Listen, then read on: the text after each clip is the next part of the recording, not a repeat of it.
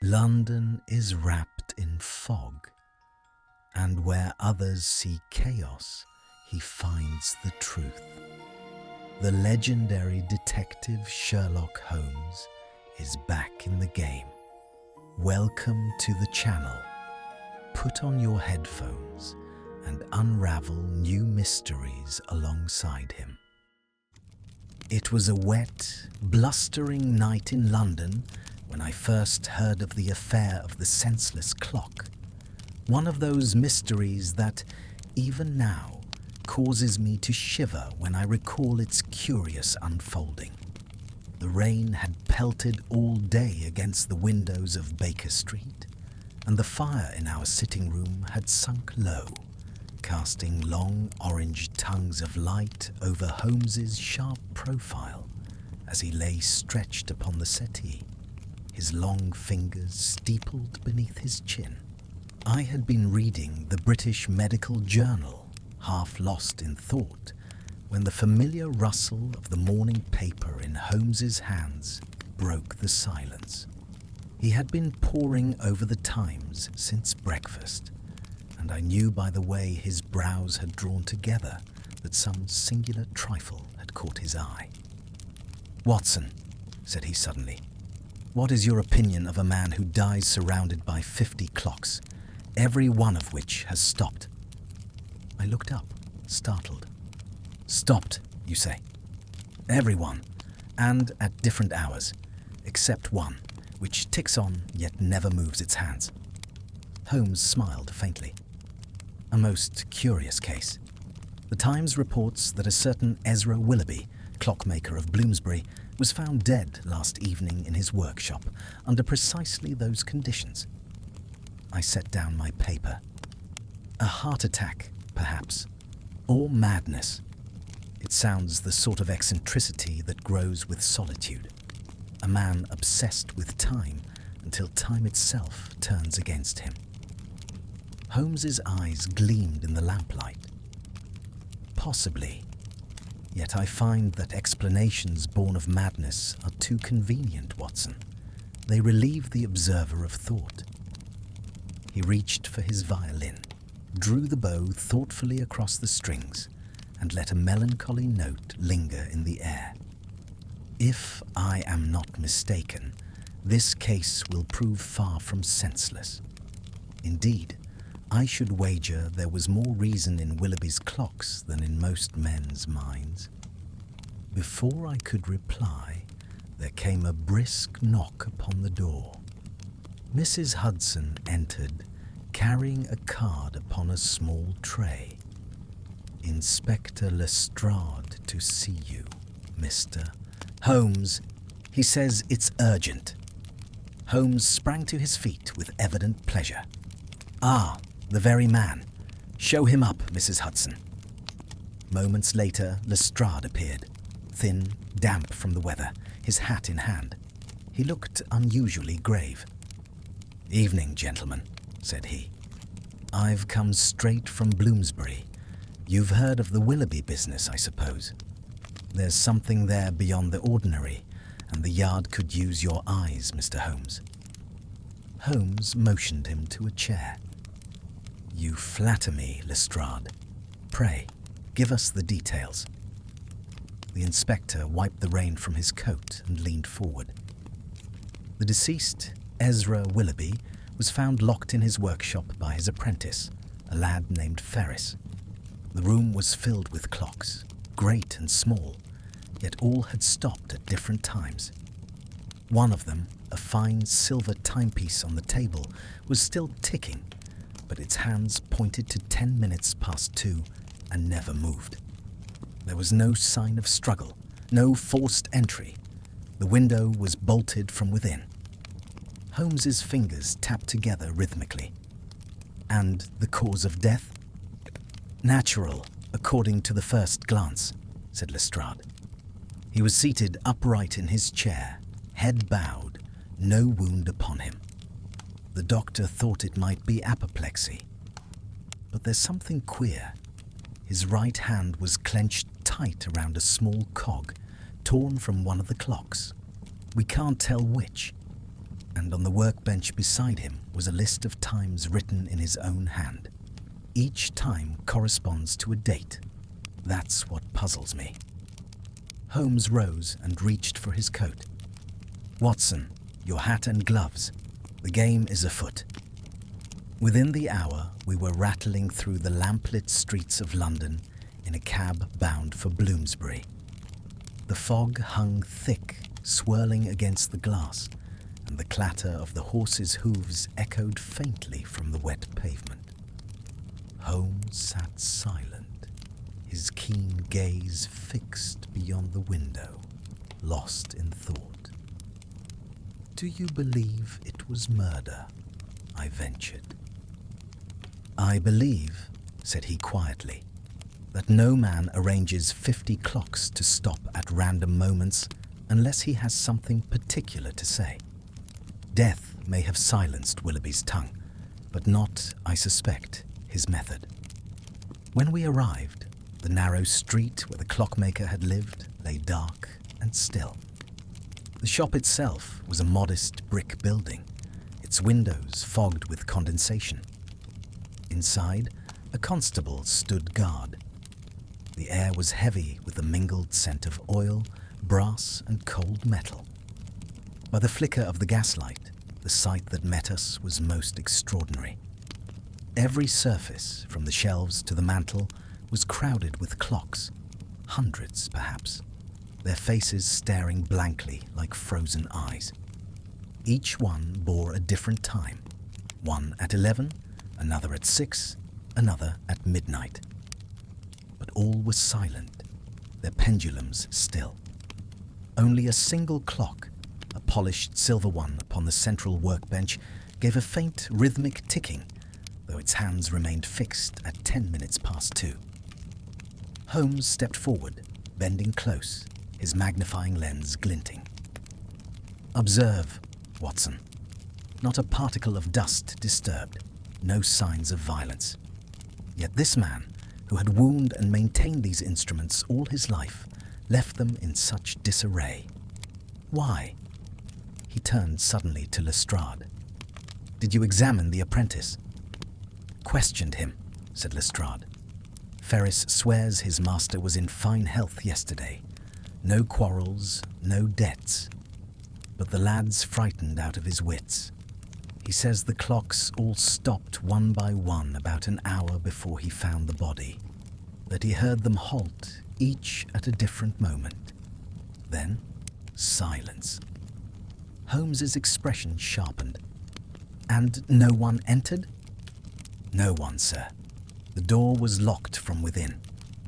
Holmes walked slowly round the room, his eyes darting from face to face of the motionless clocks. He stooped once to lift a small gear from the floor, examined it, and tucked it carefully into his pocket. "Time," he murmured, "is often the first witness to truth." He knelt before the workbench where the list lay. It was a single sheet of paper bearing a column of times and dates, neatly written in Willoughby's hand. Holmes read aloud. 7:14, March 9th, 10:03, April 21st, 2:10, May 4. He stopped abruptly. 2:10, the very hour this clock displays. Curious indeed. He straightened, his gaze far away. "Lestrade, have the constable remain here tonight. Touch nothing. I shall return in the morning."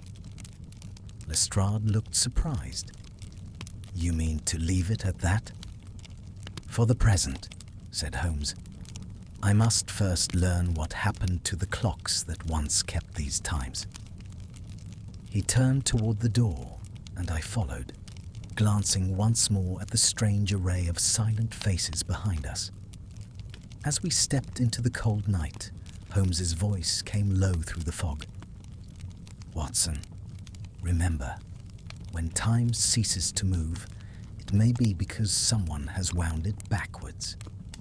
The following morning dawned grey and unwelcoming, a mist hanging low over the rooftops, as though London herself wished to conceal the mystery of the night before. I found Holmes already awake when I descended to breakfast. He was standing at the window, his dressing gown drawn close about him, a cup of untasted coffee beside the lamp. His eyes had that peculiar brilliance which foretold a long pursuit. "Watson," said he, turning as I entered, "it is as I thought. I have been reading the records of the late Ezra Willoughby. The man was no common tradesman. He repaired and designed clocks for the finest houses in London, including that of Lady Agatha Bracknell, widow of the late Lord Bracknell, whose death some 6 months ago was officially ascribed to a fall from his carriage. Yet I have never believed that explanation." I set down my paper. "You mean to suggest a connection between this lady and Willoughby's death?" "Precisely so. Her ladyship's clock was among the last repaired by him, and the time at which that clock stopped, 10 minutes past 2, appears in his list. There is, therefore, a thread linking them, however delicate. We must trace it." Within the hour, we were again in a hansom cab, rattling through the wet streets toward Mayfair. As we went, Holmes examined the small gear he had taken from the workshop the previous evening. "Observe, Watson," said he, holding it up to the light. "See the faint discoloration at the edge?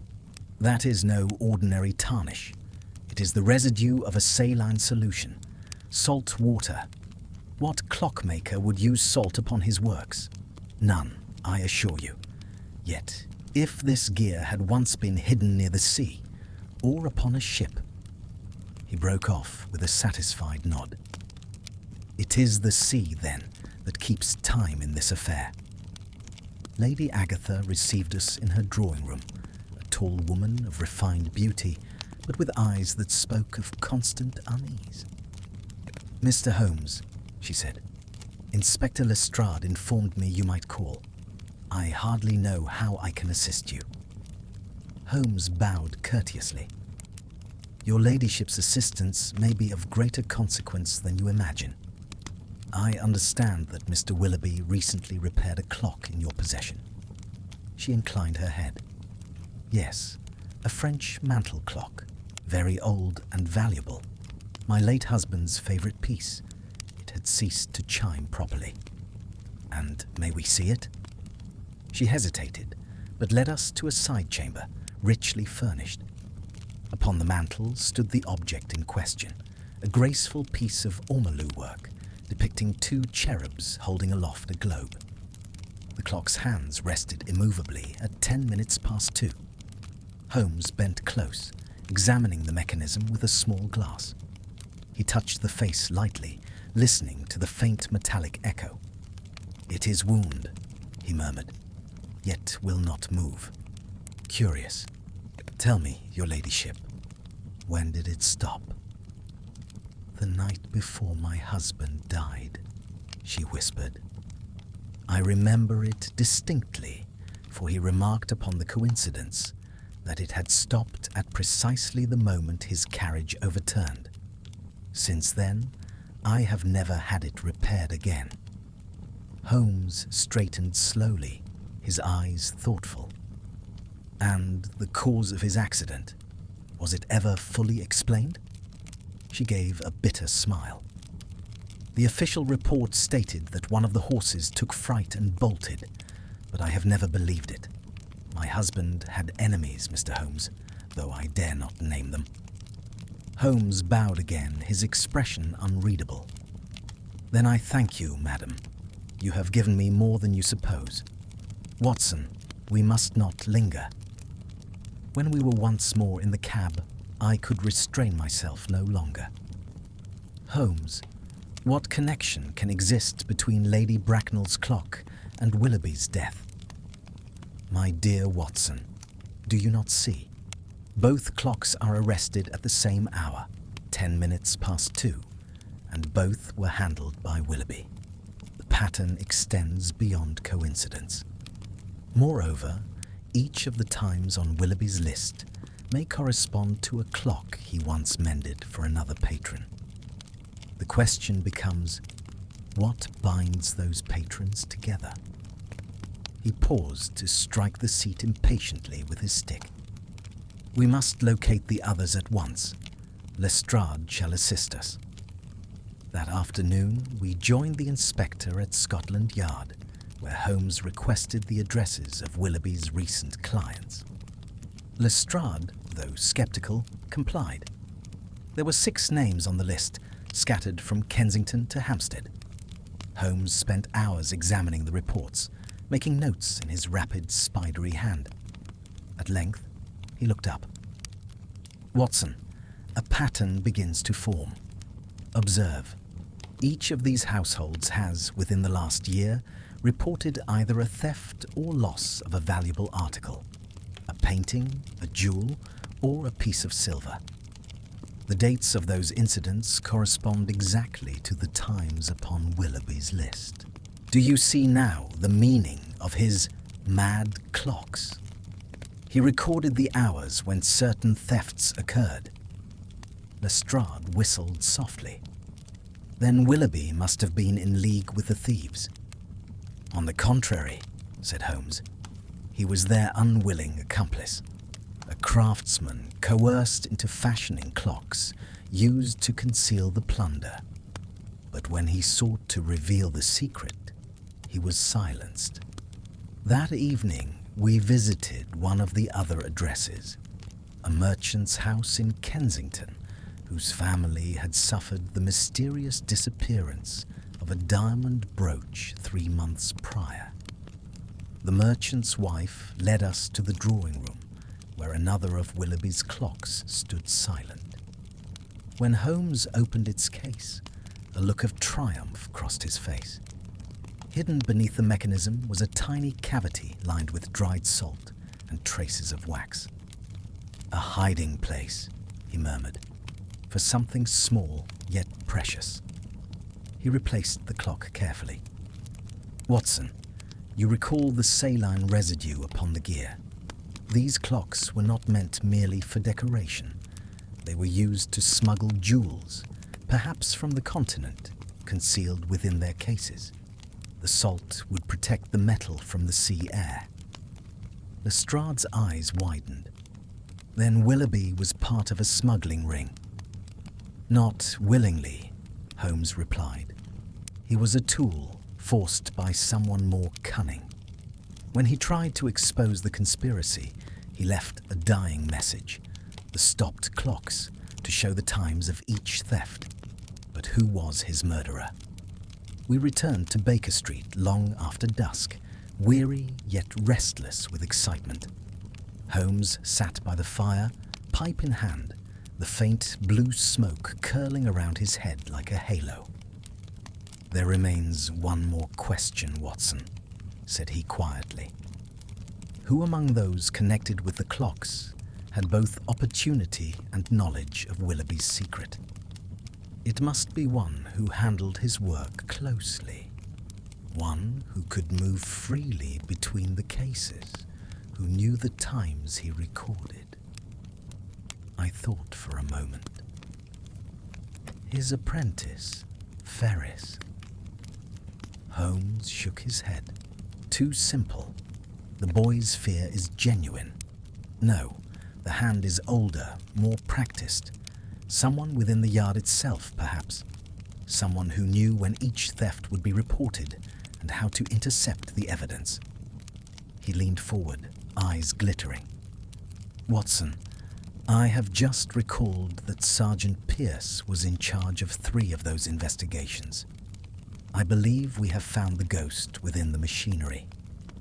As the clock on our mantel struck midnight, the detective smiled faintly.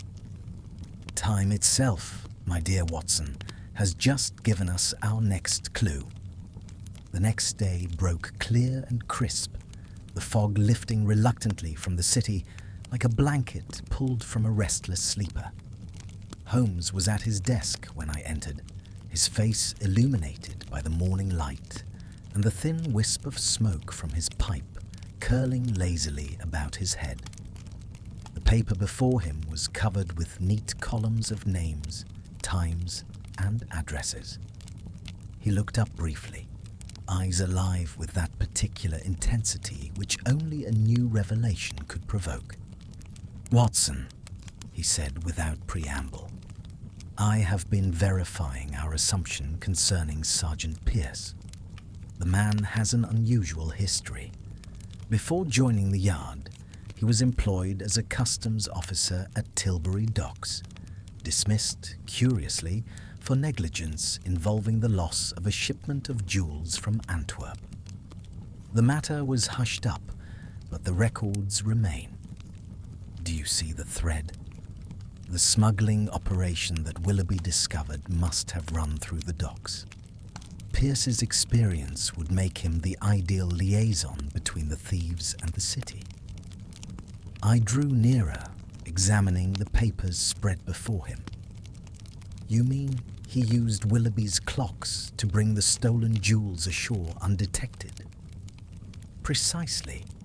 The clocks were shipped as innocent cargo, their hollow interiors serving to conceal the contraband.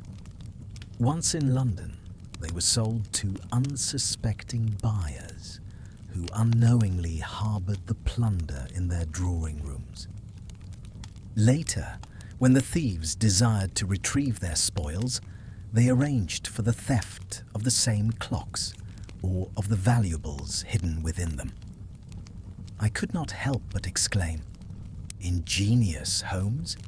But how, then, did Willoughby fall into their power?" "He was an honest craftsman," Holmes replied, leaning back thoughtfully. "No doubt he repaired one of these clocks and discovered its secret compartment. Realizing its purpose, he sought to warn the authorities. But before he could speak, he was silenced. His last act was to leave a message in the only language he knew, the language of time. There came a brisk knock at the door, and Lestrade entered. He looked harried, his usual self-assurance somewhat shaken. "Holmes," said he, "you were right to suspect something deeper. We've just received word that Ferris, the apprentice, has vanished. His lodgings are empty, his bed unslept in, and the neighbours report that a cab took him away around midnight." Holmes rose instantly, his face tightening. Then our adversary moved swiftly. Ferris was the one man who could have confirmed Willoughby's fears. He will not be allowed to live long if Pierce indeed commands this affair. We must find him. Within the hour, we were on our way once more through the bustling morning streets.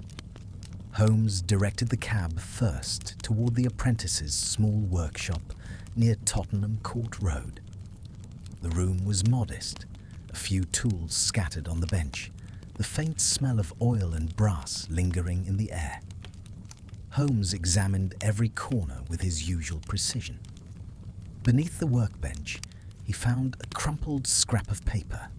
Straightening it carefully, he read aloud. "He says they will come for me tonight. If anything happens, the key is in the Senseless clock." Holmes's eyes gleamed. "Watson, do you recall the silver clock that ticked but did not move? That must be the Senseless one. The message refers to it. There is something hidden within that clock. Perhaps the key to Willoughby's cipher, or to the entire conspiracy itself." We returned at once to the Bloomsbury shop. The constable on duty admitted us, and Holmes went directly to the workbench. The silver clock lay exactly where we had left it, still ticking faintly, though its hands remained fixed. With delicate precision, he removed the back plate. Inside, wound around the main spring, was a small slip of parchment covered in numbers and letters arranged in rows. "A cipher," Holmes muttered. "Willoughby's dying testament." He spread the paper beneath the lamp, studying it with rapt attention. The code consisted of pairs of numbers separated by dots: 714, 1003, 210, and so on, corresponding, no doubt, to the times and dates on the list we had found. Between them were letters that appeared random at first glance, but soon revealed a curious order. After several minutes of silence, Holmes straightened, his eyes alight with triumph. "It is a substitution cipher, Watson. The numbers correspond to letters according to their position on the list of clocks. Read thus. The message is simple. Pierce betrays Yard. Seek ledger at Dock Warehouse 12. Lestrade, who had been standing anxiously by, gave a sharp whistle. "Warehouse 12. That's down at the old Tilbury line. It's been shut for years." "Then we shall open it tonight," said Holmes grimly. We waited for nightfall when the city quieted and the river mist rolled in from the docks. A thin moon hung over the Thames, its reflection shivering on the black water. We approached the abandoned warehouse by lantern light, our footsteps echoing hollowly on the damp cobblestones. Lestrade had brought 2 constables, though Holmes insisted we proceed cautiously. Inside, the air was cold and stale. Great crates lay stacked against the walls, some marked with foreign shipping stamps long faded by time. Our lanterns cast wavering shadows upon the floorboards. Holmes led the way, moving soundlessly among the rows until he reached a large chest in the far corner marked numbered 12. "This," he whispered, "is our goal." He pried open the lid. Within lay several wooden cases containing clocks, dozens of them, identical in design to Willoughby's work. Holmes removed one carefully and opened its back. The hollow interior glittered faintly with light. Inside, wrapped in cloth, lay a collection of unset gems, their cold fire reflecting the lantern flame. Lestrade let out a low exclamation. "Good heavens! Enough to make a man rich for life." Holmes said nothing. His attention had shifted to the sound of footsteps behind us. From the darkness at the far end of the warehouse came the creak of a door and the flicker of another lantern. "Hands up!" barked a voice, firm, authoritative. The light revealed the square, hard features of Sergeant Pierce himself. 2 rough-looking men stood beside him, pistols drawn. "Well, Mr. Holmes," said he, smiling coldly, "you've saved me the trouble of fetching the evidence. Pity you'll never leave this place to tell the tale." For a heartbeat, all was still. Then, with startling swiftness, Holmes blew out his lantern and shouted, "Down, Watson!" The warehouse plunged into darkness. A shot cracked through the gloom, followed by another. The constables answered in kind. Amid the confusion, I heard the scuffle of feet, the crash of a crate, and the metallic clatter of falling gears. When the smoke cleared and the lamps were rekindled, Pierce lay upon the floor, his pistol wrenched from his grasp, a constable's knee upon his chest. Holmes stood over him, calm as ever, his coat torn but his eyes gleaming with satisfaction. "You see, Sergeant," said he, "time has betrayed you, just as you betrayed your station. Willoughby's clocks were your undoing." Pierce spat bitterly, but said nothing. Lestrade stepped forward, snapping the handcuffs around his wrists. "You'll have plenty of time to ponder that, my man, behind bars." Holmes turned to me with a faint smile. "And thus, Watson, the madness of the senseless clock proves not so senseless after all. Each tick was a whisper from the grave, guiding us to the truth." We emerged into the cold night air, the faint light of dawn beginning to glimmer over the river. The city was stirring once more, oblivious to the drama that had unfolded in its shadows. Holmes drew his coat about him and looked out across the misty water. "There is poetry, Watson," he murmured, "even in mechanism, and justice, sometimes, in the measure of a clock. 2 days after the arrest at Tilbury Docks, London had already begun to forget the affair. The morning papers carried only brief accounts. Smuggling ring broken, sergeant of police implicated, with scant credit given to Holmes. Yet those who knew the truth understood how narrowly the city had escaped a scandal of enormous magnitude. I found Holmes that morning seated in his familiar armchair by the hearth, a letter in hand and the remains of an untasted breakfast before him. He looked singularly content, which in his case meant that his restless brain was again beginning to stir. "You seem at ease, Holmes," I remarked, taking the chair opposite. He smiled faintly. "Ease, my dear Watson, is a relative matter. My body rests, but my mind refuses. You will remember, perhaps, that one question in the Willoughby case remains unanswered." "Indeed? I had thought it complete. Pierce is in custody, the smuggling ring is broken, and the jewels recovered. What more can there be?"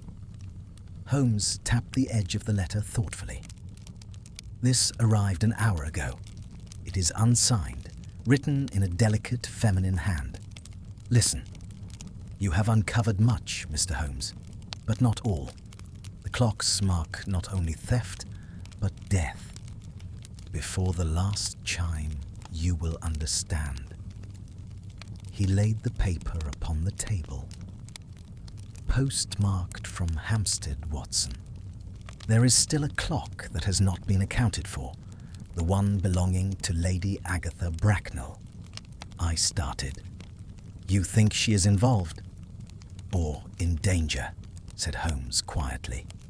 "The tone of this letter suggests warning rather than menace. Either way, we must visit her at once." We arrived at Bracknell House shortly before noon. The butler who admitted us looked pale and uneasy. "Her ladyship is indisposed, sir," he murmured. "She has scarcely slept these past nights and begs to be excused." "Be good enough to inform her," Holmes said with quiet authority, "that it concerns her late husband's clock and her own safety." At this, the man hesitated, then nodded and disappeared. A few minutes later, Lady Agatha entered the room, her face drawn but composed. "Mr. Holmes," she said, "you received my note." "Indeed, madam. I take it you are the author?" She inclined her head. "Yes. When I read of the discovery at Tilbury, I realized that my husband's death may not have been the accident it was thought to be. The clock he cherished, the one that stopped at 2:10, was not merely a trinket. Yesterday I examined it again and found within a hidden compartment. It contained this." From a small velvet pouch, she drew a miniature key, finely wrought, with the initials E.W. engraved upon its handle. Holmes took it reverently. "Ezra Willoughby's own mark," he said. "And where was it concealed?" "In the base of the globe, beneath one of the cherubs." "May I see the clock once more?" She led us to the drawing room where the ornate timepiece still stood upon the mantel. Holmes examined it closely, then tried the key in a small aperture he found concealed within the mechanism. A faint click sounded, and a secret panel slid open. Inside was a narrow roll of parchment. He unrolled it slowly, and we both leaned forward as he read. It was a list of names, all familiar. Merchants, customs officers, and one more startling still. "Good heavens, Holmes," I exclaimed. "That last name, Lestrade." Holmes's eyes flashed, but he said nothing for a moment. Then he smiled faintly. "No, Watson, it is not our Lestrade. Observe the initial, C. Lestrade. A cousin, perhaps, formerly of the customs office. This explains much. The ring extended further than even Pierce suspected." Lady Agatha sank into a chair, pale. "You mean my husband was mixed unwittingly in their affairs," Holmes said gently. "The clock was likely given to him as a gift by one of the conspirators, concealing records of their transactions. When he learned its true purpose, they silenced him, making his death appear accidental. Willoughby, discovering the same truth, attempted to reveal it through his clocks." "But who sent the letter?" I asked. Holmes looked again at the parchment. "Someone who wishes to see justice done, yet fears exposure. There is a signature, faint at the bottom. E.F. Does that suggest anything to you, Lady Agatha?" She frowned. "E.F.? There was a woman named Ellen Ferris, the sister of my husband's former valet. She visited often during those months before his death." Holmes rose abruptly. "Ferris, the apprentice, his sister. Watson, the connection is perfect. She must have aided her brother in warning Willoughby. If we can find her, we shall uncover the last piece of this intricate puzzle." We set out at once for Hampstead, where, according to the letter's postmark, Ellen Ferris lodged. The address led us to a narrow terrace overlooking the heath. A neighbour told us she had left early that morning, saying only that she was going to meet someone near the old churchyard. Holmes's brow darkened. "Watson, the churchyard lies a lonely mile from here. I fear we may already be too late." We hurried across the damp fields, the sky lowering above us. The ancient church loomed ahead, its stone walls silvered by the mist. As we entered the gate, a cry reached our ears, faint but unmistakable.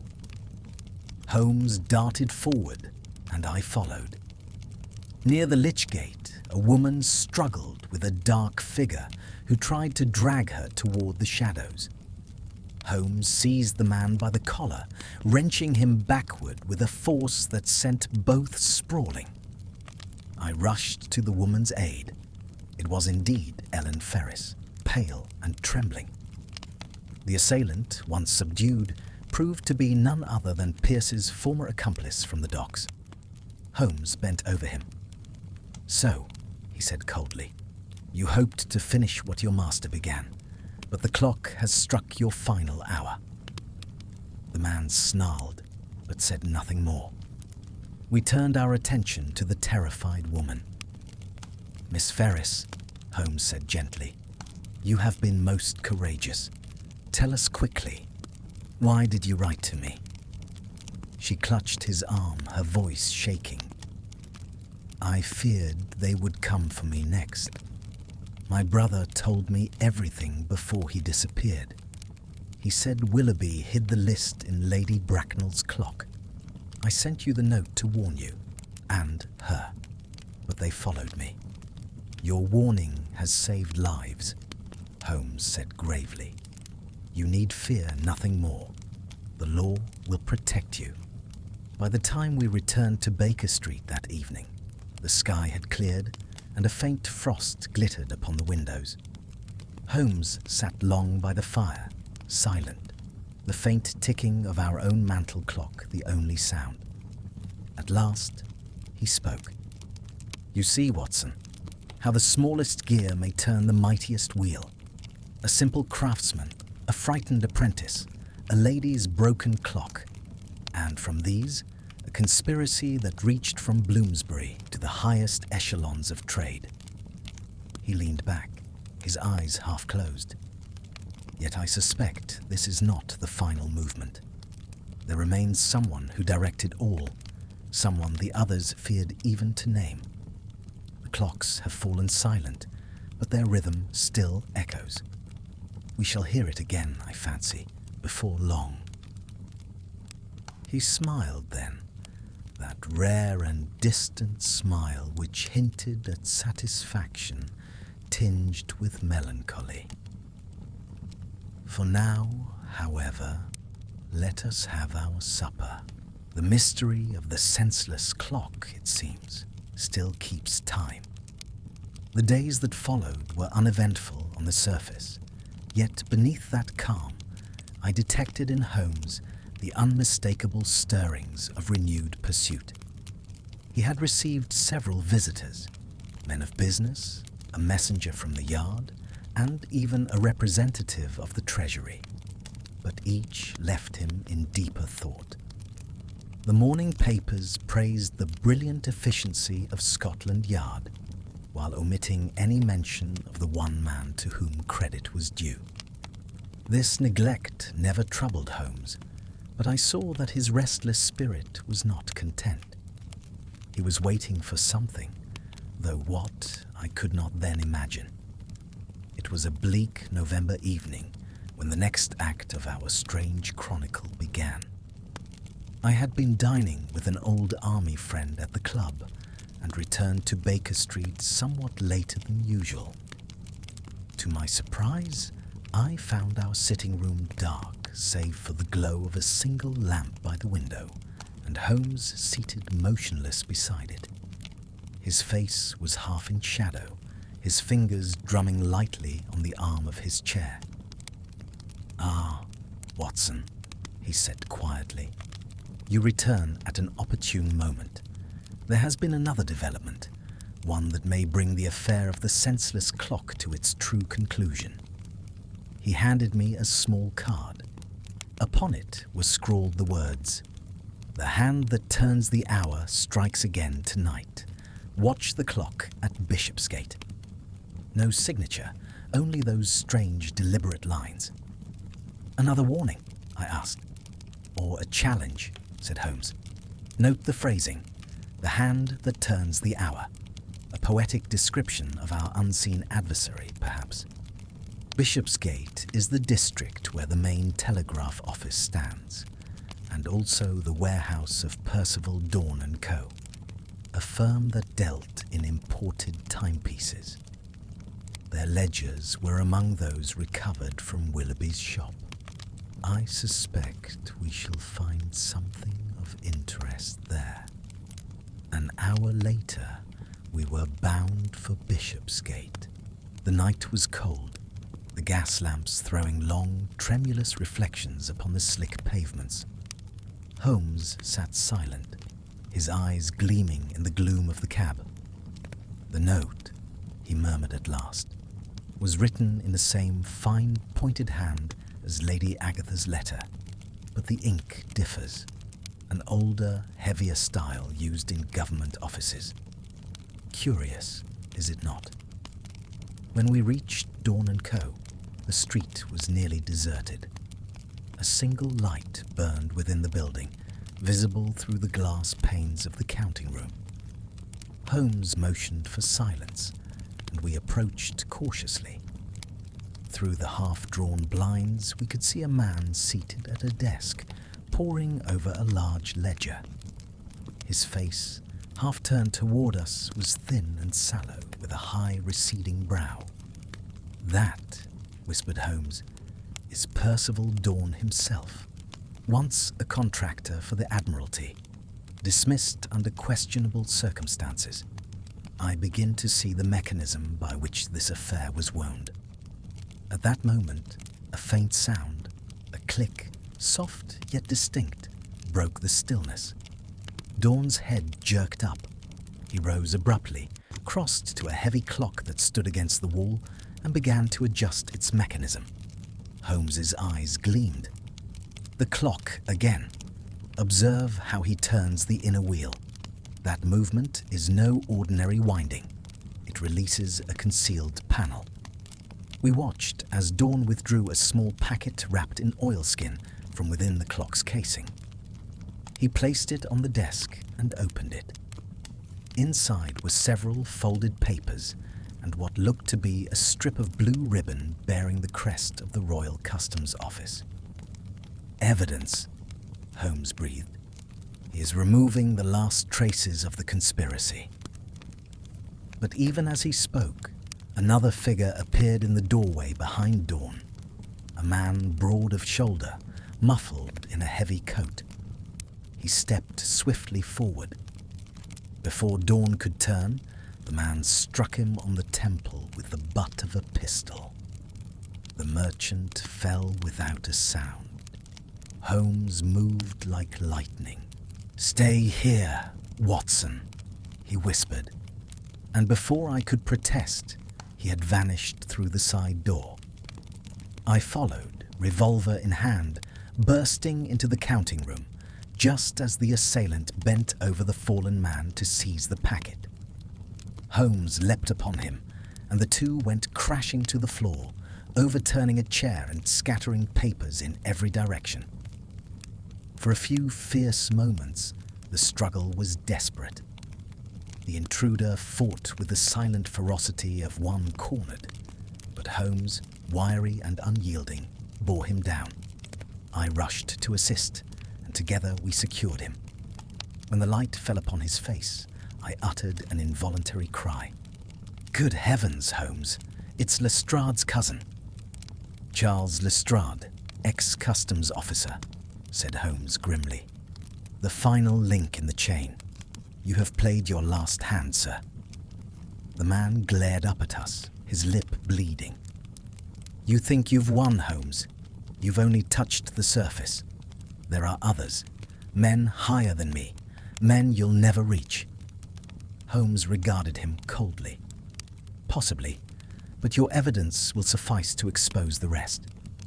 He turned to the desk, examining the oilskin packet. Inside, as we later learned, were records of shipments disguised as nautical instruments and signed by various officials, proof enough to shake the department to its foundations. But it was the clock that commanded Holmes's attention. He examined it carefully, removing the face to reveal a hidden cylinder wound within the mechanism. "See here, Watson," he said, holding it up. "A small phonographic cylinder, primitive yet serviceable. I suspect Willoughby devised it himself." He placed it upon Dawn's phonograph and wound the handle. A faint crackling filled the room, followed by a voice, aged, trembling, yet distinct. "My name is Ezra Willoughby," it said. "Should these words be heard, I am dead. The clocks mark the hours of theft, and those who profited from them are of high station. I record this to preserve truth. The one called Dawn commands the trade, but another watches above him, one whose name I dare not speak." The voice faltered, then ceased. We looked at one another in silence. Dawn lay senseless upon the floor, the cylinder still spinning idly. "It seems, Watson," Holmes said quietly, "that the pendulum has not yet made its final swing." We waited until the constables arrived, and both men were taken into custody.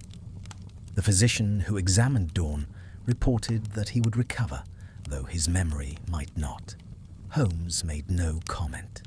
Back at Baker Street, as Dawn crept pale through the curtains, I found him standing before our mantel clock, watching its pendulum sway. "Do you see, Watson?" he said at last. "How men become slaves to the very instruments they create. They think to measure time, but time measures them. Dawn, Pierce, Willoughby, all bound by the ticking of their own designs. And there is still one more who winds the key." He turned to me, his eyes bright with resolve. The voice spoke truth. Someone greater stands behind this web. We have uncovered the mechanism. Now we must find the hand that set it in motion. I knew that tone well. Another pursuit had already begun. Holmes lit his pipe, and the blue smoke rose lazily toward the ceiling. Outside, the city stirred awake, the bells of St. Mary le Bow chiming faintly through the mist, a reminder that, for Sherlock Holmes, time was once again in motion. It was near the end of that same week that the next development took place, an event so curious that, even now, I recall it with a peculiar chill. For some days, Holmes had been restless, pacing the length of our sitting room with his hands clasped behind his back, his pipe sending thin, ghostly spirals into the air. He spoke little, ate almost nothing, and would start up at the slightest sound from the street below, as though expecting a summons. I had learned long ago that at such times it was best to leave him undisturbed, yet his silence that week was more oppressive than usual. At last, on the evening of the fourth day, he turned abruptly from the window where he had been standing and said, "Watson, the hand that winds these affairs has begun to tremble. There is fear among the upper offices of the Yard and the Treasury. Our prisoners have spoken, though in fragments, and the pieces begin to fit together." I laid aside my newspaper. "Then the case is nearing its end?" He smiled faintly. "Or its beginning. Dawn and Pierce were merely the visible cogs. There is a man behind them, one known to both Willoughby and Dawn. This morning I received a letter from the Home Office requesting my presence in confidence. It seems they too have discovered an irregularity in the accounts of the government's maritime department. We are to call there at 10 tomorrow. The following morning dawned grey and raw, the mist hanging heavy over the river. We took a cab to Whitehall, where Holmes was shown at once into a private room. There, to my surprise, we found Sir Reginald Hartley, Under Secretary for Maritime Affairs, a grave, distinguished man with silver hair and the kind of calm authority that comes of long habit in official circles. "Mr. Holmes," he said, extending his hand, "I have long admired your work. You will understand that this matter must be handled with discretion. Certain documents have been removed from our records, documents bearing on the very shipments connected to your smuggling case. Their disappearance threatens more than a scandal.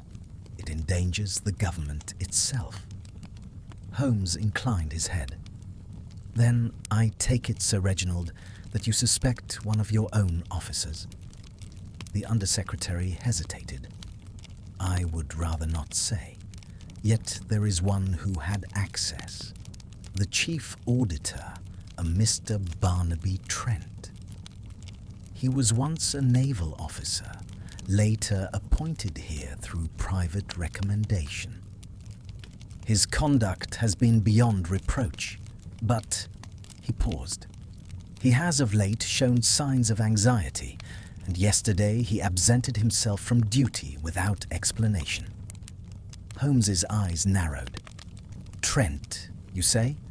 The name is not unfamiliar. Did not a Barnaby Trent once serve aboard the Mercury, the very ship that carried Dawn's illicit cargo?" Sir Reginald looked startled. "You are correct. But how could you possibly—" "Elementary," said Holmes quietly. "I make it my business to know the company men keep."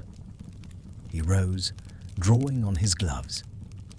"If you will provide me with his address, Sir Reginald, I think we may bring this mystery to a proper conclusion." Within the hour, we were on our way to Chelsea, where Trent lodged in a modest but respectable set of rooms overlooking the embankment. The landlady, a timid woman, informed us that her tenant had not been seen since the previous evening. "He left in great haste, sir," she said, "and he took with him a small mahogany box. I remember it because he dropped his key as he went out, and when I called after him, he said I should keep it safe for him." Holmes took the key at once and examined it closely. "Watson," he murmured, "do you perceive this inscription? The initials E.W. Ezra Willoughby again. This box, then, was his work, and within it, I'll wager, lies the final clue." We searched Trent's rooms carefully. Papers lay scattered across the desk, and a map of the Thames had been tacked to the wall, marked with a series of red circles. On the bed was a travelling coat and hat, but no sign of the man himself. Then, from beneath a loose board near the hearth, Holmes drew forth a folded sheet of paper, yellowed and brittle with age. On it was written a single line in Willoughby's delicate hand. "When the last clock stops, seek the house that stands by no time." For a moment, neither of us spoke. Then I said, "What can that mean? A house that stands by no time?" Holmes's eyes gleamed. "It is metaphor, Watson, but a literal one as well. There is a district near Limehouse where the old tide houses were built before the river wall was raised. They stand half sunken, outside the reach of ordinary timepieces, for the tides there destroy all clocks that mark them. I believe Willoughby refers to one of these, the last refuge of our fugitive." We reached Limehouse as dusk settled. The fog clung to the river like damp cloth, and the air reeked of tar and salt. Along a narrow lane of decaying warehouses stood a single building with its windows dark and shuttered, yet faint light glimmered through the cracks. Holmes motioned for silence, and we approached the door. It yielded easily to his touch. Inside, the scene was eerie. Dust hung in the air, and the walls were lined with clocks, scores of them, all motionless, their faces obscured by cobwebs. At the centre of the room, by the faint glow of a lantern, sat Barnaby Trent. He looked up as we entered, his face pale and drawn. "So," he said in a low voice, "you have come at last. I have been expecting you, Mr. Holmes." Holmes advanced quietly. "You have fled far enough, Mr. Trent. The game is over. Return what you have taken, and the law may yet show leniency." Trent gave a short, bitter laugh. "Leniency? For what? For serving men who wear honour like a mask? I was their clerk, their scapegoat. Dawn, Pierce, Hartley, they used me all, and when the circle closed, it was my name they meant to ruin. But I kept the ledger. I kept it." He struck the mahogany box with his hand, and it fell open. Inside lay a small book bound in red leather, its pages filled with names, figures, and signatures. Holmes glanced through it rapidly, then closed it with a snap. "You have indeed kept the record of your masters," said he. "But in doing so, you have condemned yourself. Willoughby trusted you, did he not?" Trent's face twitched. "He was a fool. He thought I could still distinguish right from wrong." "Yet you killed him," said Holmes softly. Trent sprang up, his eyes blazing. "No, I did not. I went to him that night, to warn him that Dawn suspected. But when I arrived, he was already dead. I swear it on my soul." Holmes's expression did not change. "Then who, Mr. Trent, wound the clock that ticked but did not move?" The man's lips trembled. "It was not I. There was another there, the shadow by the door. I saw him only for an instant as I fled, but he carried the crest of the yard upon his ring. It was not Pierce. He was already gone, but another, one higher still. If you value truth, Mr. Holmes, look to the yard itself." A silence fell. Then Holmes said very quietly, "You shall tell your story to the magistrate. The law will decide your share of guilt." We turned to leave, but Trent made a sudden movement. Before we could stop him, he seized the lantern and dashed it to the floor. Flames leapt instantly among the dry timbers. "You shall not take me alive," he cried. Holmes sprang forward, but the fire spread with terrifying speed. We dragged him bodily toward the door as smoke filled the room, the clocks cracking and falling from the walls in a ghastly chorus of shattered time. We burst into the cold night air just as the roof gave way behind us, sending a column of sparks into the fog. When at last we looked back, the house that stood by no time was a pillar of flame reflected upon the dark river. Holmes watched in silence, his face grimly lit by the fire's glow. "So ends another chapter," he said at last. "But not the book. There remains yet one more name upon Willoughby's list, and it is a name I fear we know too well." He turned away then, his figure tall and dark against the river mist, and I realized with a shudder that the mystery of the senseless clock was far from over.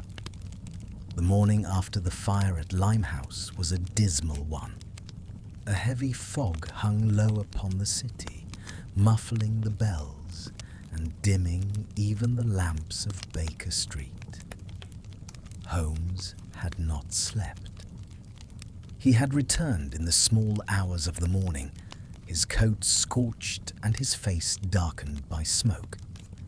Yet fatigue seemed powerless against that strange vital energy of his intellect.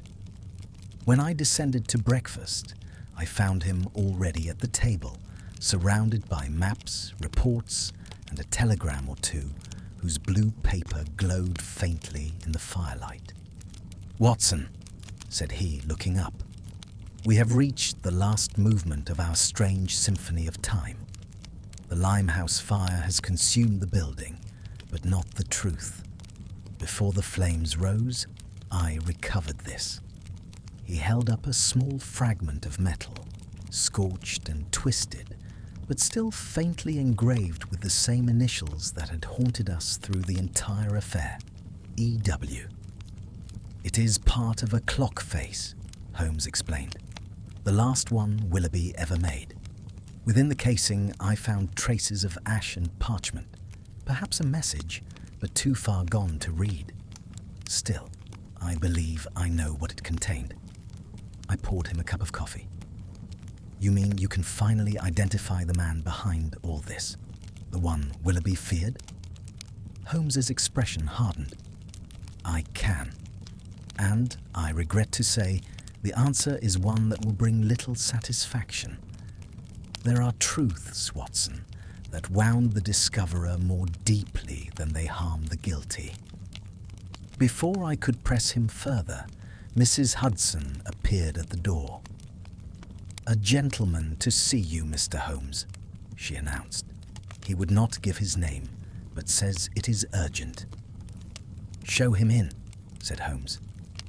The visitor who entered was tall and spare, his face thin, his moustache carefully trimmed. His bearing was official, though the deep lines about his eyes betrayed strain. The moment I saw him, I understood Holmes's grim expression, for our visitor was none other than Inspector Lestrade. "Good morning, gentlemen," he said curtly. "I come not as your colleague, Mr. Holmes, but on behalf of the Yard. There are questions concerning last night's fire and the death of Barnaby Trent. The authorities demand an explanation." Holmes inclined his head. "You shall have it, Inspector, but I think it is I who must question you first." Lestrade's brows rose sharply. "Me? And on what grounds, pray?" "On the grounds," Holmes said slowly, "that you have been misled by one who stands above you, a man who has used your department as the shield for his own crimes. I speak of Chief Superintendent Mallory." Lestrade stared. "Mallory? Impossible. He's served the Yard 30 years. Holmes rose and crossed to the mantel, his tall figure cutting a shadow against the firelight. So did many of the men he betrayed. Consider it, Lestrade, the access, the authority, the knowledge of every investigation concerning the docks. It was Mallory who assigned Pierce to the smuggling division, Mallory, who signed the clearance of Dawn's shipments. Mallory, who sent you to Bloomsbury to declare Willoughby's death a suicide. You see, the pattern was perfect, so perfect that it almost deceived me. Lestrade's face had grown pale. If this is true, Holmes, then the Yard is compromised. It has been compromised for years, said Holmes gravely. And yet it is not too late to set the clock right. He opened one of the telegrams on the table and handed it to the inspector. It was brief from the Home Office. Urgent. Superintendent Mallory requested to appear before the committee at noon. Subject: irregularities in maritime records. I sent that message this morning, Holmes said. In your name. You will attend with me. We shall confront him together. At 11:30, a cab carried us through the thick fog to Whitehall. The corridors of the Home Office were silent, save for the murmur of clerks and the echo of our footsteps. In a small panelled chamber, lit by a single window, we found Sir Reginald Hartley seated at the head of a long table. Beside him stood Superintendent Mallory, short, broad-shouldered, with a heavy face and eyes like polished stone. "Ah, Mr. Holmes," he said with a forced smile. "I was told you might attend. What is the meaning of this interruption?" Holmes regarded him steadily. "The meaning, Superintendent, is that your clock has struck its last hour. You have lived by deception, profited by the misfortune of honest men, and murdered those who threatened to expose you. I have proof of it here." From his pocket, he drew a small envelope, its seal scorched. "Recovered from the Limehouse ruins. Within was a fragment of Willoughby's confession, his final words. It names you as the one who ordered his death and directed the smuggling ring under cover of official shipments. The handwriting is faint, but I have verified it beyond doubt." Mallory's heavy jaw tightened. "Absurd," he growled. "You accuse me on the strength of a half-burned scrap? You have no witnesses." "On the contrary," said Holmes. "I have two." He turned to the door. At his signal, a woman entered, Ellen Ferris, pale but composed. She was followed by a constable escorting Dawn, now wan and hollow-eyed from his confinement. "These two have each testified," Holmes continued, "that all instructions came from a man known to them only as M. Ellen Ferris will swear she saw him leaving Willoughby's shop the night of the murder. Dawn confirms that payments for the contraband were delivered through the Yard itself by your own clerk." Mallory's composure faltered at last.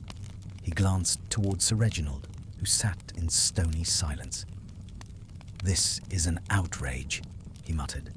"You cannot take the word of criminals against an officer of 30 years' standing." Holmes's voice was cold as steel. "Then let us take the word of the clock itself." From his coat, he produced the charred metal fragment.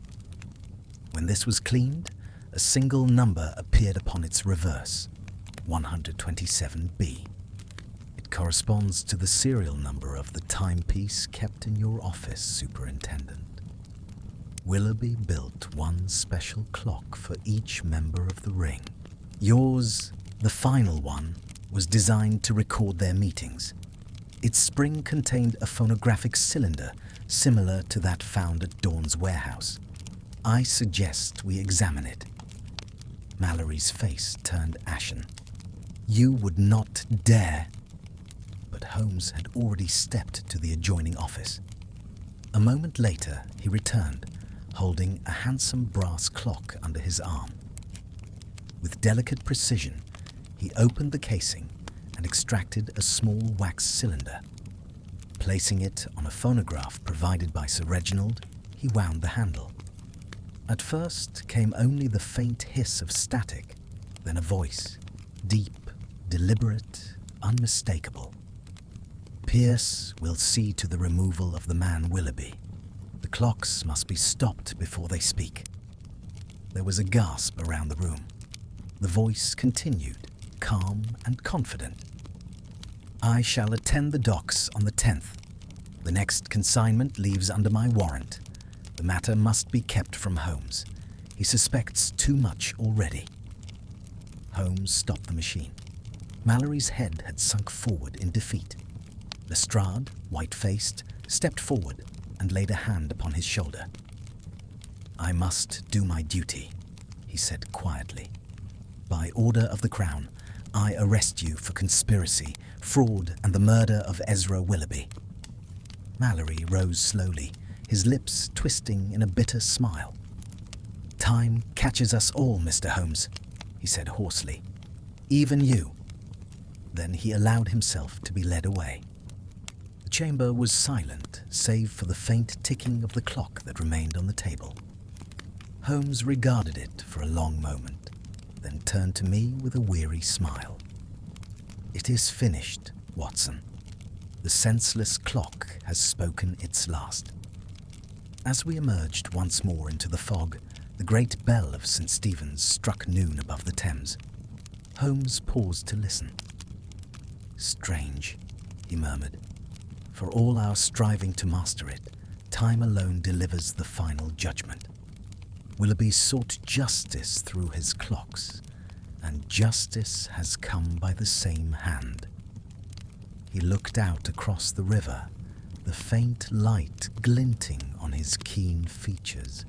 Come, my dear fellow, there remains only to write the final report. After that, I think we both deserve a quieter case, perhaps one without clocks. But as we walked away, I could not help but glance back at the solemn towers fading into the fog, where the echo of those measured strokes seemed to follow us like the steady heartbeat of truth itself.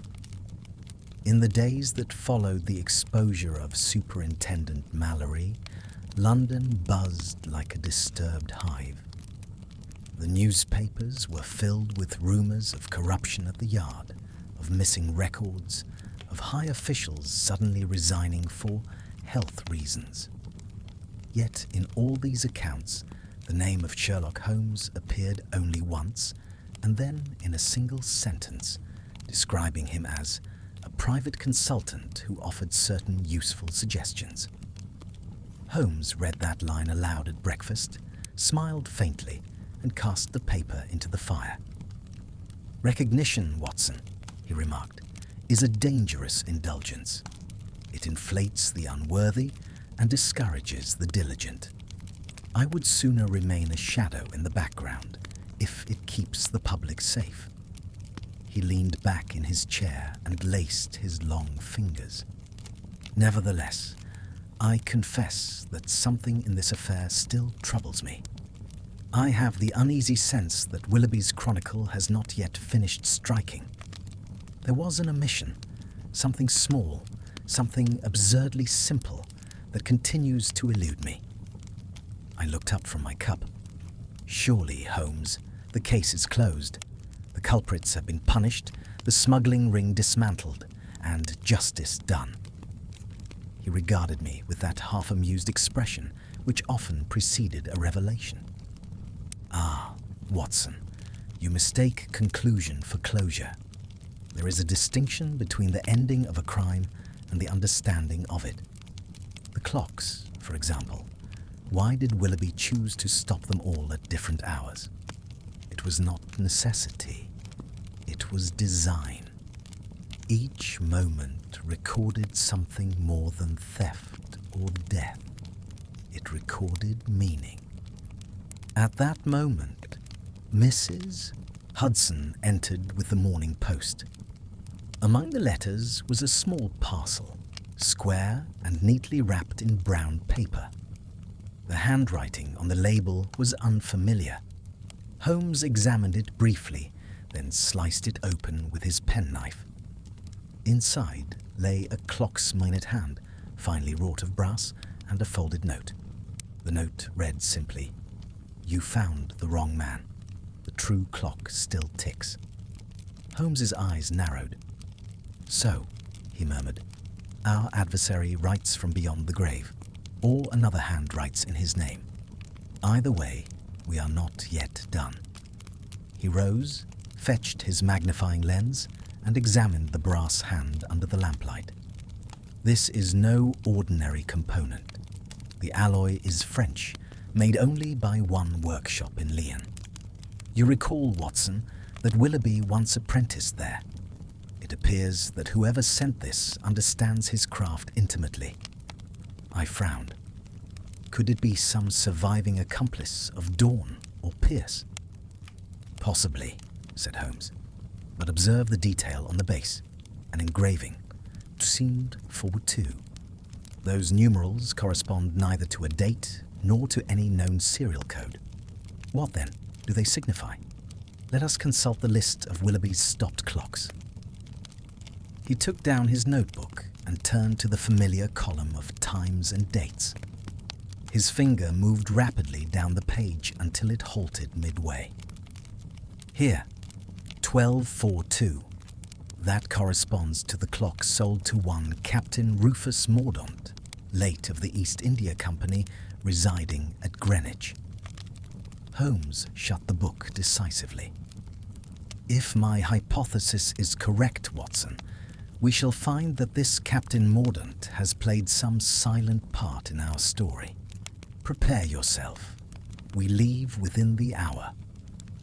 The fog thickened as our cab wound its way along the Thames. It was late afternoon when we reached Greenwich, where the great observatory rose like a sentinel above the park. Captain Mordaunt's house stood on a quiet street nearby, its windows shuttered against the mist.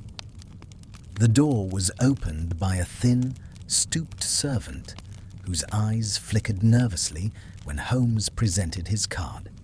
"His Excellency is not receiving visitors," the man stammered. "Then he will make an exception for me," said Holmes, pushing past him with that imperious calm which no servant in England could resist. The drawing room into which we were shown was lined with nautical prints and the model of a clipper ship. At the centre stood a tall grandfather clock, its pendulum motionless. And before it, in a deep armchair, sat a man of striking appearance, lean, aquiline, his hair white as frost, but his eyes dark and piercing. "So," said Captain Mordaunt, "Mr. Sherlock Holmes honours me at last. I wondered when you would come." Holmes bowed slightly. "You anticipated my visit?" Mordaunt smiled without warmth. "I had reason to expect it. You have meddled in affairs beyond your comprehension, sir. The clocks were never Willoughby's alone. They were ours, instruments of correction, not of crime." Holmes seated himself opposite, his expression unreadable. "Correction, Captain." "Time," Mordaunt said slowly, "is order. Without order, civilization collapses. Willoughby understood that. He helped us measure the rhythm of corruption to stop the hours that belonged to traitors. But he grew fearful. He wished to expose us. And so, like all weak men, he sought salvation in confession." A sudden light dawned upon Holmes's face. "Then you were the unseen sponsor, the one who financed Dawn's operations, who used Mallory as your instrument." "I was the one who gave them purpose," said Mordaunt coldly. "Men like me have guarded this nation's secrets since Trafalgar. We smuggled nothing that did not serve England. The jewels you recovered were payment for information, a trade of silence for loyalty. Yet now you have ruined it. And for what? A craftsman's conscience." Holmes regarded him steadily. "You speak of loyalty, Captain. Yet your scheme corrupted every hand it touched. Even Willoughby, whom you call weak, died in an attempt to restore honor. You mistake obedience for virtue. The old sailor's face darkened. You will leave my house, Mr. Holmes. There are matters here beyond the grasp of courts or kings. Holmes rose slowly. I shall leave, but not before I remove that clock's secret. He crossed the room, and before Mordaunt could protest, he opened the face of the tall clock. Within, wrapped in velvet, lay a second phonographic cylinder, the twin to the one we had discovered at Dawn's warehouse. Holmes placed it upon the captain's own phonograph and turned the handle. The voice that emerged was faint but unmistakable. Ezra Willoughby's. "Captain Mordaunt," it said, "you believe yourself England's guardian, yet your clocks mark only the hours of deceit. Should I perish, this message will reach the man who sees through illusion. Time will condemn you as it condemns all tyrants." The cylinder crackled and fell silent. Mordaunt sat motionless, his face ashen. For a moment I thought he would strike Holmes, but instead he sagged back into his chair with a weary sigh. "So, he spoke even from the grave," he murmured. "Then let the clock stop indeed. Take it, Mr. Holmes. Take your triumph and go." Holmes removed the cylinder and bowed. "Justice, Captain, requires no triumph, only truth." As we stepped once more into the cold air of evening, the bells of the observatory tolled the hour. Holmes paused on the path, listening to their measured rhythm. "Watson," he said quietly, "do you hear? That is the sound Willoughby sought to restore, the honest beat of time. For all their schemes, these men could not silence it." We walked in silence back toward the waiting cab. Behind us, from somewhere within the captain's house, there came the faint, irrevocable crash of glass, as though a heavy clock had fallen to the floor and shattered. Holmes did not turn his head, but I saw his shoulders tighten. "One more clock stopped," he said softly. "The last, I think." And as we drove away through the mist, the lights of Greenwich faded behind us, like the dying glow of a long and terrible hour finally spent. The events at Greenwich marked, as I then believed, the true end of the affair of the senseless clock. Yet, as I have so often learned in my association with Sherlock Holmes, the apparent conclusion of a mystery is seldom more than the pause before a deeper revelation. For some days afterward, Holmes appeared in unusually high spirits, an outward cheerfulness which, to my experienced eye, only disguised that inward restlessness of his mind which no triumph could satisfy. He spent much of his time in the laboratory, where retorts, flasks, and curious instruments crowded the long table by the window. The faint odor of chemicals hung in the air, mingling with the familiar smoke of his pipe. It was during one of these mornings that he turned abruptly to me with a peculiar gleam in his eyes. "Watson," said he, "I have been examining the phonographic cylinder taken from Captain Mordaunt's clock. You may recall that Willoughby's message ended somewhat abruptly, as though a portion had been erased. By a chemical process of my own devising, I have recovered a fragment of the lost sound." I set down my pen. "You mean there was more?" "Indeed. The words are faint, but I caught them distinctly. Listen." He placed the cylinder upon his modified phonograph and wound it. After a crackle of static, Willoughby's weary voice filled the room once more. "If my death be unjust," it murmured, "seek the clock that strikes no hour. It stands where time began." Holmes stopped the machine and regarded me with quiet satisfaction. "There, Watson, a riddle most exquisite. The clock that strikes no hour. What could he mean by that?" I ventured a suggestion. "Perhaps some symbolic reference to eternity, or to the observatory at Greenwich where time is measured." Holmes shook his head. No.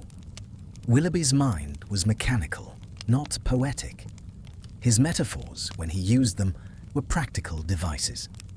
The clock that strikes no hour must exist, or once have existed, as an actual object. And where time began. That, of course, may refer not to astronomy, but to the birth of Willoughby's craft itself. He rose and began pacing the room, his dressing gown billowing like the wings of some thoughtful raven. He apprenticed at Lyon, yes, but he learned his art under a London master, a certain Monsieur Duval, a refugee of the Revolution, who kept a shop in the Strand. The premises were long since sold, yet if we can trace them, perhaps we shall find this clock that strikes no hour. Within an hour, we were on our way. The fog had lifted a little, and the weak sunlight glimmered upon the damp pavements. Holmes, as always, had summoned the necessary information before leaving Baker Street, and by the time our cab reached the Strand, he knew the precise address. The old building stood half in ruin between a tobacconist's and a bookseller's. Over its narrow doorway hung a faded sign, Duval and Son, horlogers to the court of France. The shop had long been closed, its windows thick with dust. Holmes produced a small skeleton key and, after a glance to assure himself we were unobserved, opened the door. A stale odour of neglect greeted us. The interior was dim, the counters still lined with the ghostly outlines of vanished clocks. Holmes moved forward with cautious steps, his keen eyes taking in every detail. "Observe, Watson," he said softly. "Here are the traces of Willoughby's early work, fine craftsmanship, superior to anything of his later period. And there, upon that workbench, the initials E.W. again, carved perhaps when he was a lad." He ran his hand along the wall, then stopped abruptly before a large circular outline faintly visible in the dust. "A clock once hung here, a large one by the mark, and yet there are no nail holes above it.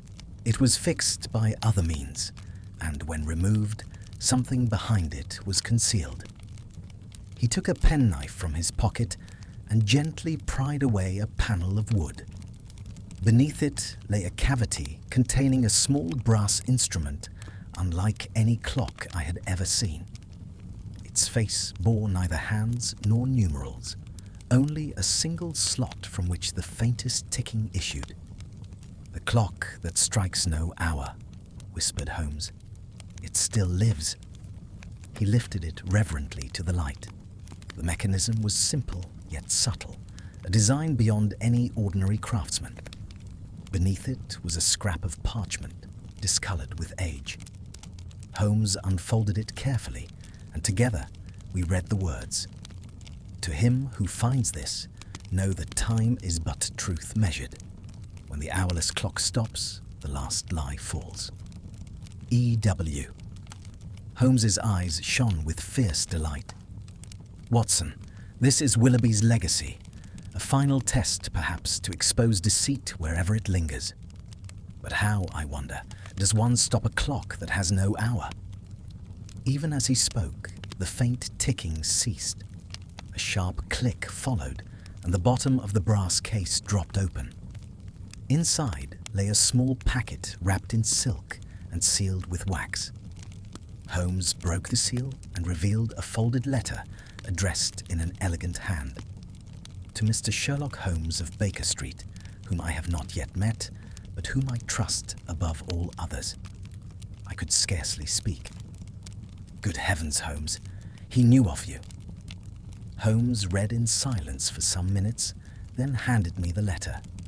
It was brief, written in a firm yet trembling script. If this reaches you, my friend, it means I have failed to survive those who conspired against me. Know that the evil we fought was no mere ring of smugglers, but a design older and darker. A brotherhood that calls itself the chronometrists, whose creed is to govern through time itself.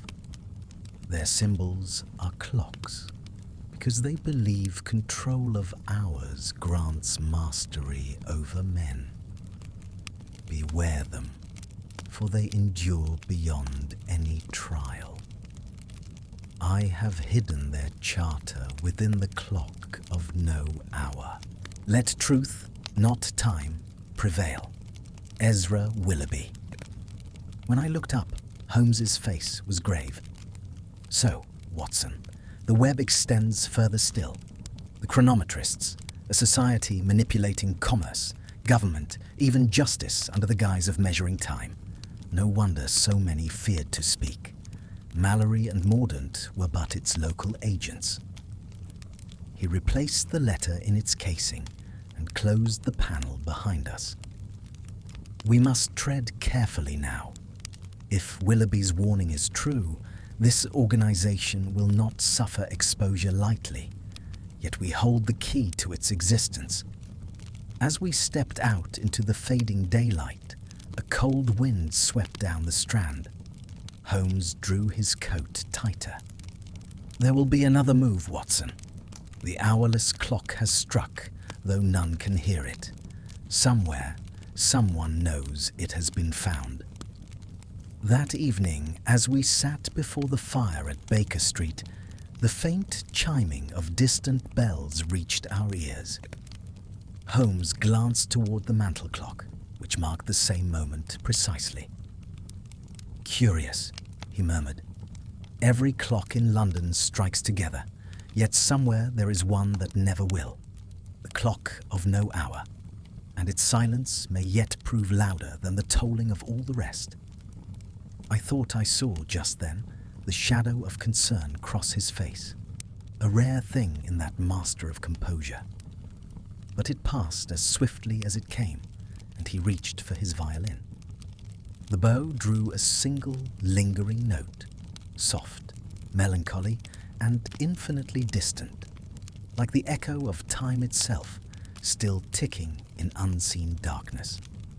The revelation of the chronometrists, as Willoughby had called them, cast a singular shadow over Baker Street in the days that followed. Holmes, though outwardly calm, showed signs of that peculiar concentration which always marked the beginning of some perilous inquiry. He spent hours in silence, examining the hourless clock with magnifying lenses and curious instruments of his own design, as though it were a living thing whose heart he might persuade to reveal its secret. I found him one morning bent over it, the lamplight falling across his sharp features and the glittering tangle of brass and crystal on the table. Without raising his eyes, he said quietly, "Watson, have you ever reflected on the arrogance of those who believe they can measure eternity?" I smiled faintly. "It sounds like something from the pulpit, Holmes, but I suppose your chronometrists believe exactly that." He nodded. Their philosophy is one of control. By ordering time, they order men. The more I consider Willoughby's words, the more I see how vast their influence may have been. Imagine a secret society that dictates the clocks of Parliament, the signals of the trains, the tolling of the bank's ledgers, each second a pulse of power. He who owns time, Watson, owns the world. He turned back to his instruments. Observe this mechanism. Beneath the brass casing lies a chamber filled with fine magnetic dust. It responds only to certain vibrations, precisely those emitted by the electric telegraph lines that span London. In other words, this clock was not meant to keep time, but to listen to it. It records the hidden rhythm of the city itself. I stared at the strange device. A recorder? But for what purpose? Holmes smiled thinly. That, my dear fellow, is what we must discover. He crossed to his desk and opened a small drawer, drawing forth a folded note. While you were out, a messenger delivered this. It bears the same handwriting as the letter that accompanied the minute hand last week. Read it aloud. The message contained but a few words. You have found what was lost. At midnight, the pulse will cease. When silence falls, come to St. Clement's, where the bells no longer ring. I looked up, unsettled. A trap, surely? Undoubtedly, Holmes replied, and therefore irresistible. The rest of that day passed in tense preparation. Holmes requested from Lestrade a small detachment of men to await his signal, though he confided nothing of the details.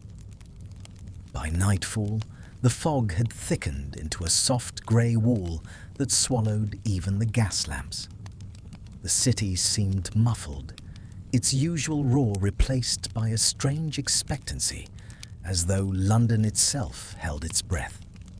We set out just before midnight, the hourless clock carefully wrapped and carried under Holmes's arm. The cab rolled silently through the mist, its wheels whispering against the stones. When at last we alighted, the outline of St. Clement's Church loomed above us, a dark and silent tower, long abandoned since lightning had struck its bells years before. Inside, the air was damp and cold.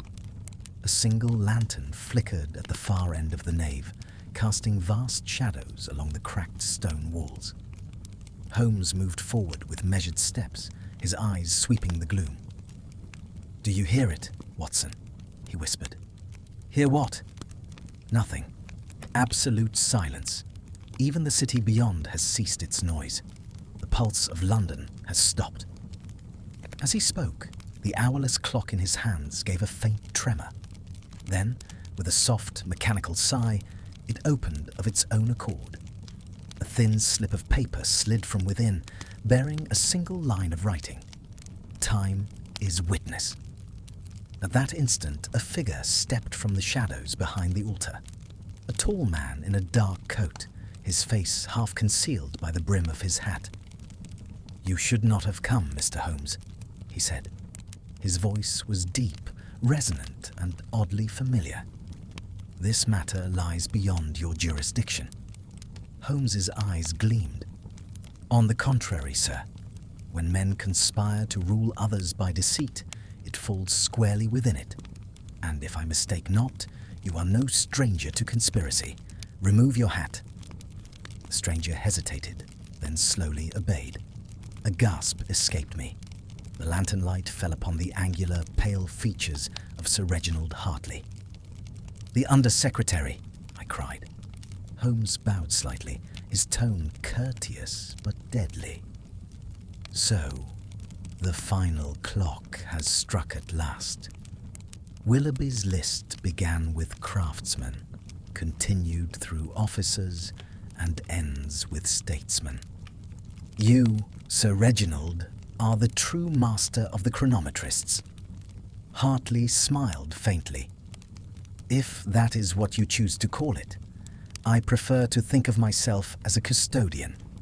Men require order, Holmes, and order requires authority.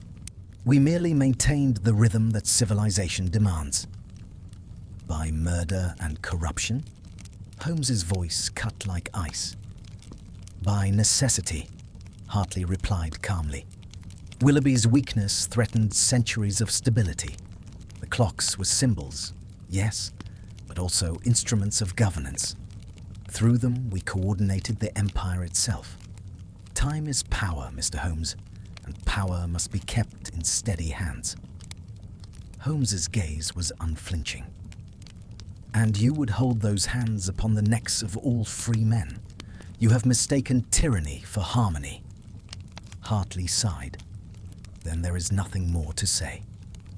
He turned as though to depart, but Holmes had already raised his hand. "Lestrade," he called. At once, half a dozen figures emerged from the darkness. Police constables, revolvers drawn. Hartley started back, his calm composure breaking for the first time. "You fool," he spat. "You cannot expose me without exposing them all. The nation itself runs by our clocks." "Then let it run free," Holmes said coldly. Hartley's hand darted to his pocket. There was a sudden flash, a report that echoed through the church, and his body crumpled to the floor. When we reached him, it was too late. The pistol had done its work. Holmes stood over the fallen man, his face expressionless. "The final tick," he murmured. "So ends the master of time." The constables moved silently about, gathering evidence. Holmes turned to me and held out the hourless clock. Its mechanism was still now, utterly still. "It has fulfilled its purpose," he said. "Willoughby's vengeance is complete." Outside, the first light of dawn was breaking through the fog. As we walked back toward the waiting cab, the bells of St. Paul's began to toll the hour, slow, solemn, and infinitely human. Holmes paused to listen. "Strange," he said softly. "For years, these men sought to bind the world in time's chains, yet the true rhythm endures, careless of their schemes. There will always be clocks, Watson, but only one truth. And truth," he added, glancing toward the rising sun, "strikes the hour for all." He said no more, and we drove home through the quiet streets, the city awakening once more to its own pulse. The mystery of the senseless clock was ended, though its echo would linger in our memories. An eternal ticking, faint but inescapable, reminding us that even in silence, time keeps its watch. For several days after the tragic events at St. Clement's, Holmes maintained an uncharacteristic silence. The newspapers were filled with lurid accounts of Sir Reginald Hartley's death, though the official report politely attributed it to a sudden failure of the heart. Not a word was printed about the chronometrists, nor of the extraordinary device that had guided us through the labyrinth of deceit. The government, with its usual talent for discretion, sealed the records under the Official Secrets Act. I could tell that my friend was not satisfied. The fire at Limehouse, the arrest of Mallory, the death of Hartley, each had resolved the matter outwardly, yet Holmes sensed that some element remained hidden beneath the ash. Often I would find him seated before the hearth, the fragments of the hourless clock spread upon a tray before him, his eyes fixed upon them as though expecting them to move of their own accord. One evening, while the wind beat against the windows and the fog thickened about Baker Street, he spoke suddenly. "Watson, have you ever considered what becomes of a man who measures truth too finely?" "I cannot say that I have." "He breaks it," said Holmes quietly. "The chronometrists attempted to regulate honesty as they did time, until all meaning was lost. Yet Willoughby, with his dying act, attempted to restore balance. He set the last mechanism in motion, but even he could not foresee its reach." I looked up. "You speak as if the affair is not ended." "It is not," Holmes replied. "This morning I received a note from Lestrade.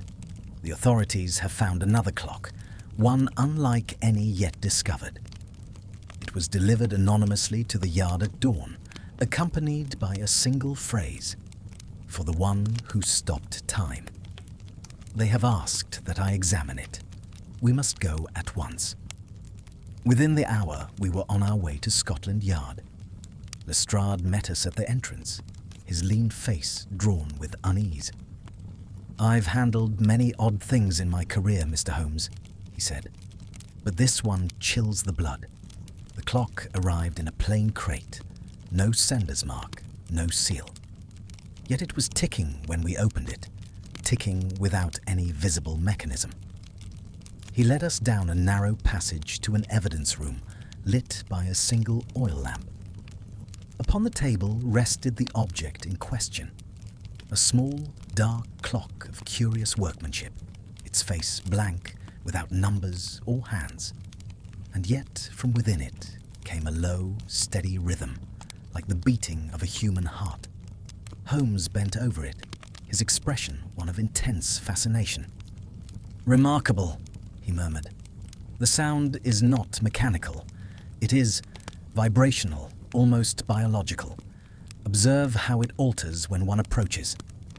He leaned closer, and indeed the pulse quickened, growing louder and faster. Lestrade shifted uneasily. "It's unnatural, that's what it is. I'd as soon see it smashed." Holmes raised a hand. No, my dear Inspector. Nothing is gained by violence to mystery. This device is the final movement of Willoughby's symphony, the last revelation of his art. If my calculations are correct, it conceals something of immense importance." He turned the clock over. Etched upon its base were the words, "He who hears the heartbeat of time knows the silence of truth." Beneath them, a small keyhole gleamed. Holmes took a key from his pocket, the same one found in Lady Bracknell's clock months before, and inserted it. A soft click followed, and the back of the device sprang open. Within lay a small cylinder of glass containing a folded slip of paper. Holmes drew it out and read aloud. "This is my confession. I, Ezra Willoughby, write these words in fear and hope. I was once of the chronometrists, but I turned against them when I learned that time, as they wield it, is not a measure of truth, but of power. I created these clocks to expose them, yet each became an instrument of death. If you have found this, know that one still lives who directs the order from afar, the keeper of hours. He resides where the first meridian was drawn. There you must end what I began." Holmes folded the paper and slipped it into his pocket. "The first meridian. Greenwich again, Watson. It seems we are fated to circle back to the beginning." We reached Greenwich at dusk.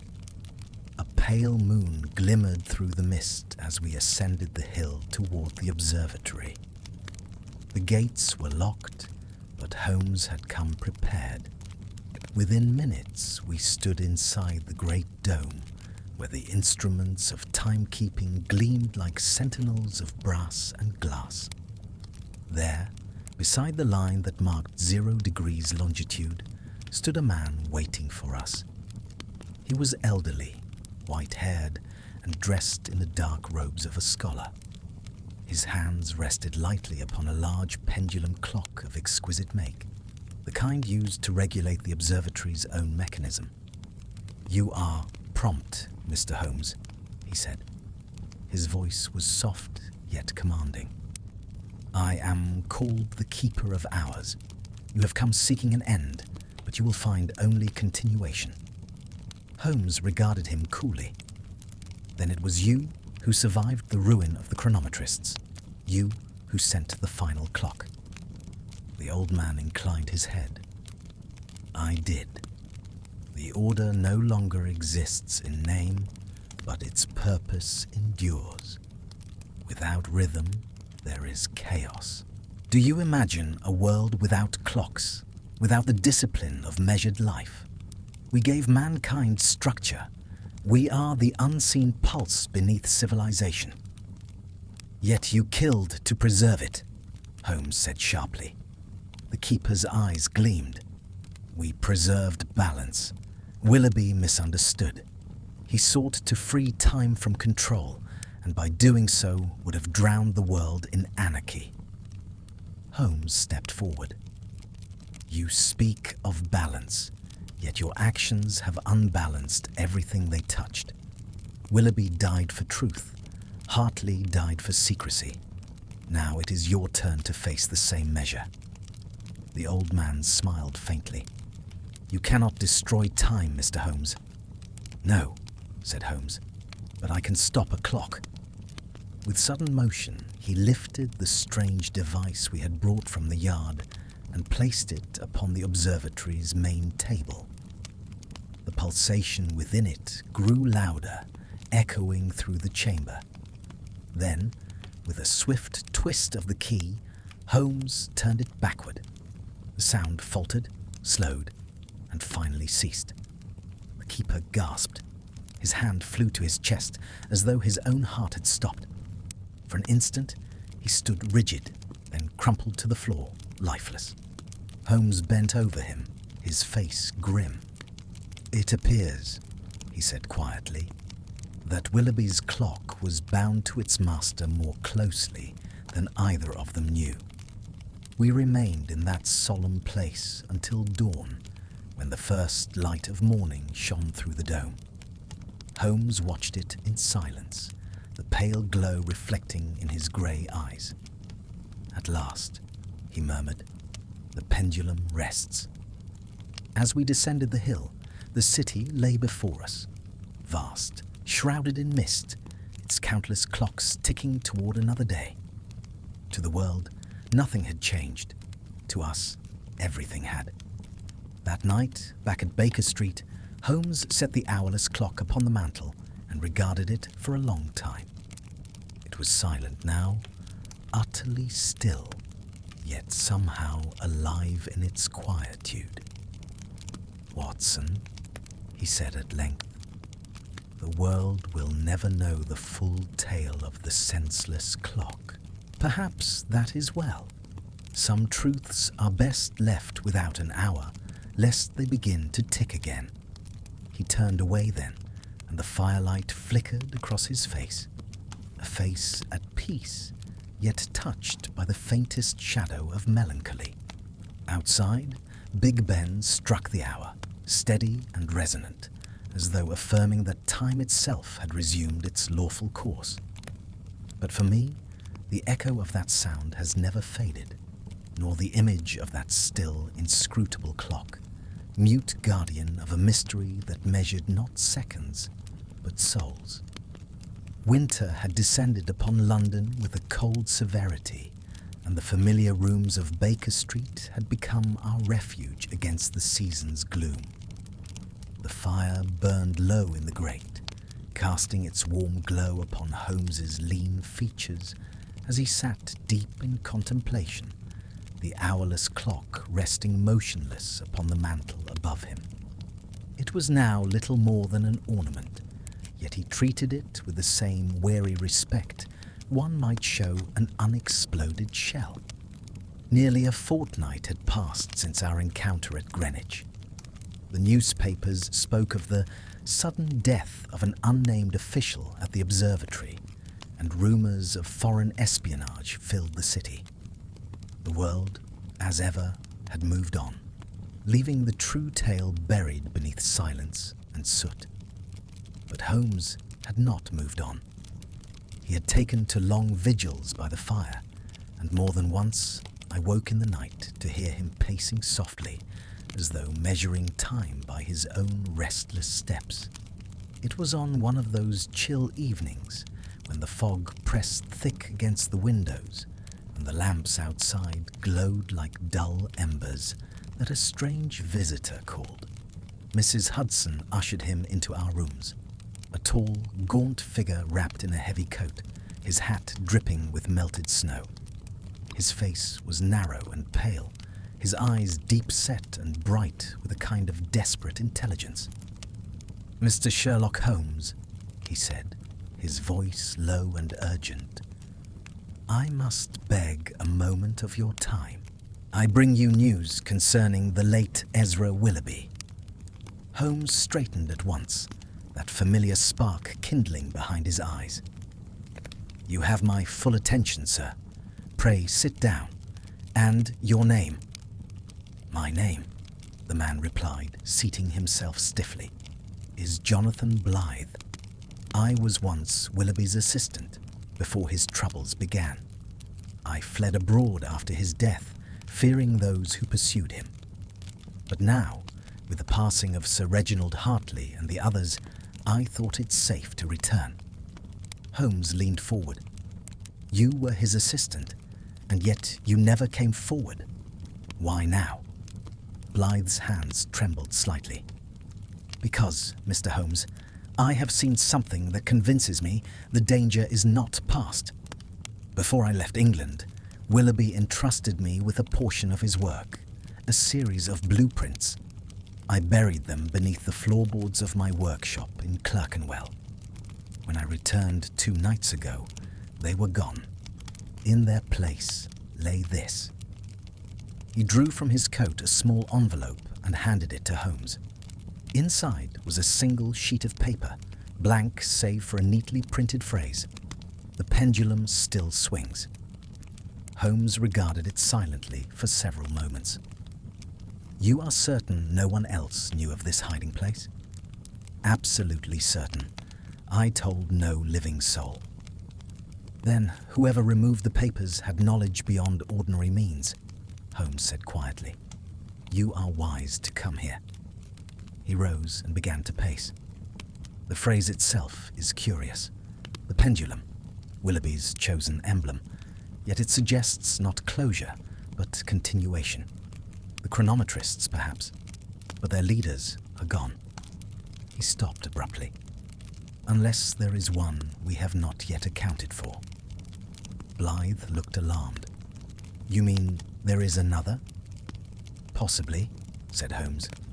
And if so, he will not rest until the last of Willoughby's designs are recovered. At Holmes's insistence, we set out at once for Clerkenwell. The streets were slick with melting snow, and a fine mist hung over the gas lamps like gauze. Blythe led us to a narrow alleyway, and thence into a small workshop whose interior bore every sign of recent disturbance. Drawers stood open, papers lay scattered across the floor, and the faint smell of burnt oil hung in the air. Holmes examined the scene in silence. Then, kneeling near the hearth, he touched a blackened scrap of paper lying amid the ashes. Burnt, he said softly, but not entirely. The ink has resisted the flame. He held it to the light, revealing faint lines and numbers. A blueprint, part of a larger design.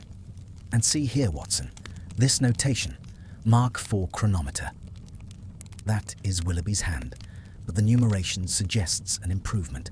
Someone has been continuing his work. Blythe's face had gone pale. Then he may have finished it, even after death. Holmes said nothing, but I saw his expression darken. No invention continues itself. Someone has taken up his mantle. We must discover who. A faint sound from outside, like the creak of a board, made us all turn. Holmes crossed to the window and peered through the frost-streaked glass. Watson, he whispered, there's a man standing by the lamppost. He has been there since we arrived. Do you see the glint at his hand? A revolver. Even as he spoke, the crack of a shot shattered the night. The bullets splintered the frame beside us.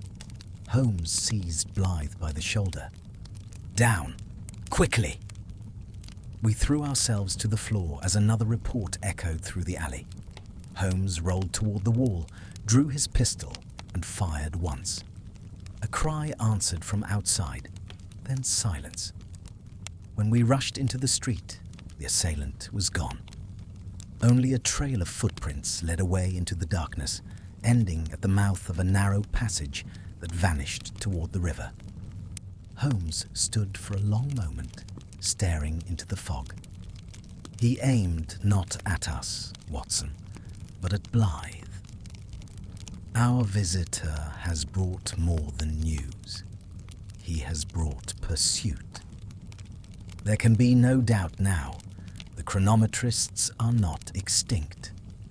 We escorted the trembling man back to Baker Street, where Holmes insisted he remain the night. Yet even there, safety seemed uncertain. Twice before dawn, I heard Holmes moving about, checking locks and examining the street below. When morning came, he looked drawn but resolved. "Watson," he said, "this affair has entered its final phase. Blythe's stolen blueprints represent the culmination of Willoughby's designs, the Mark IV chronometer.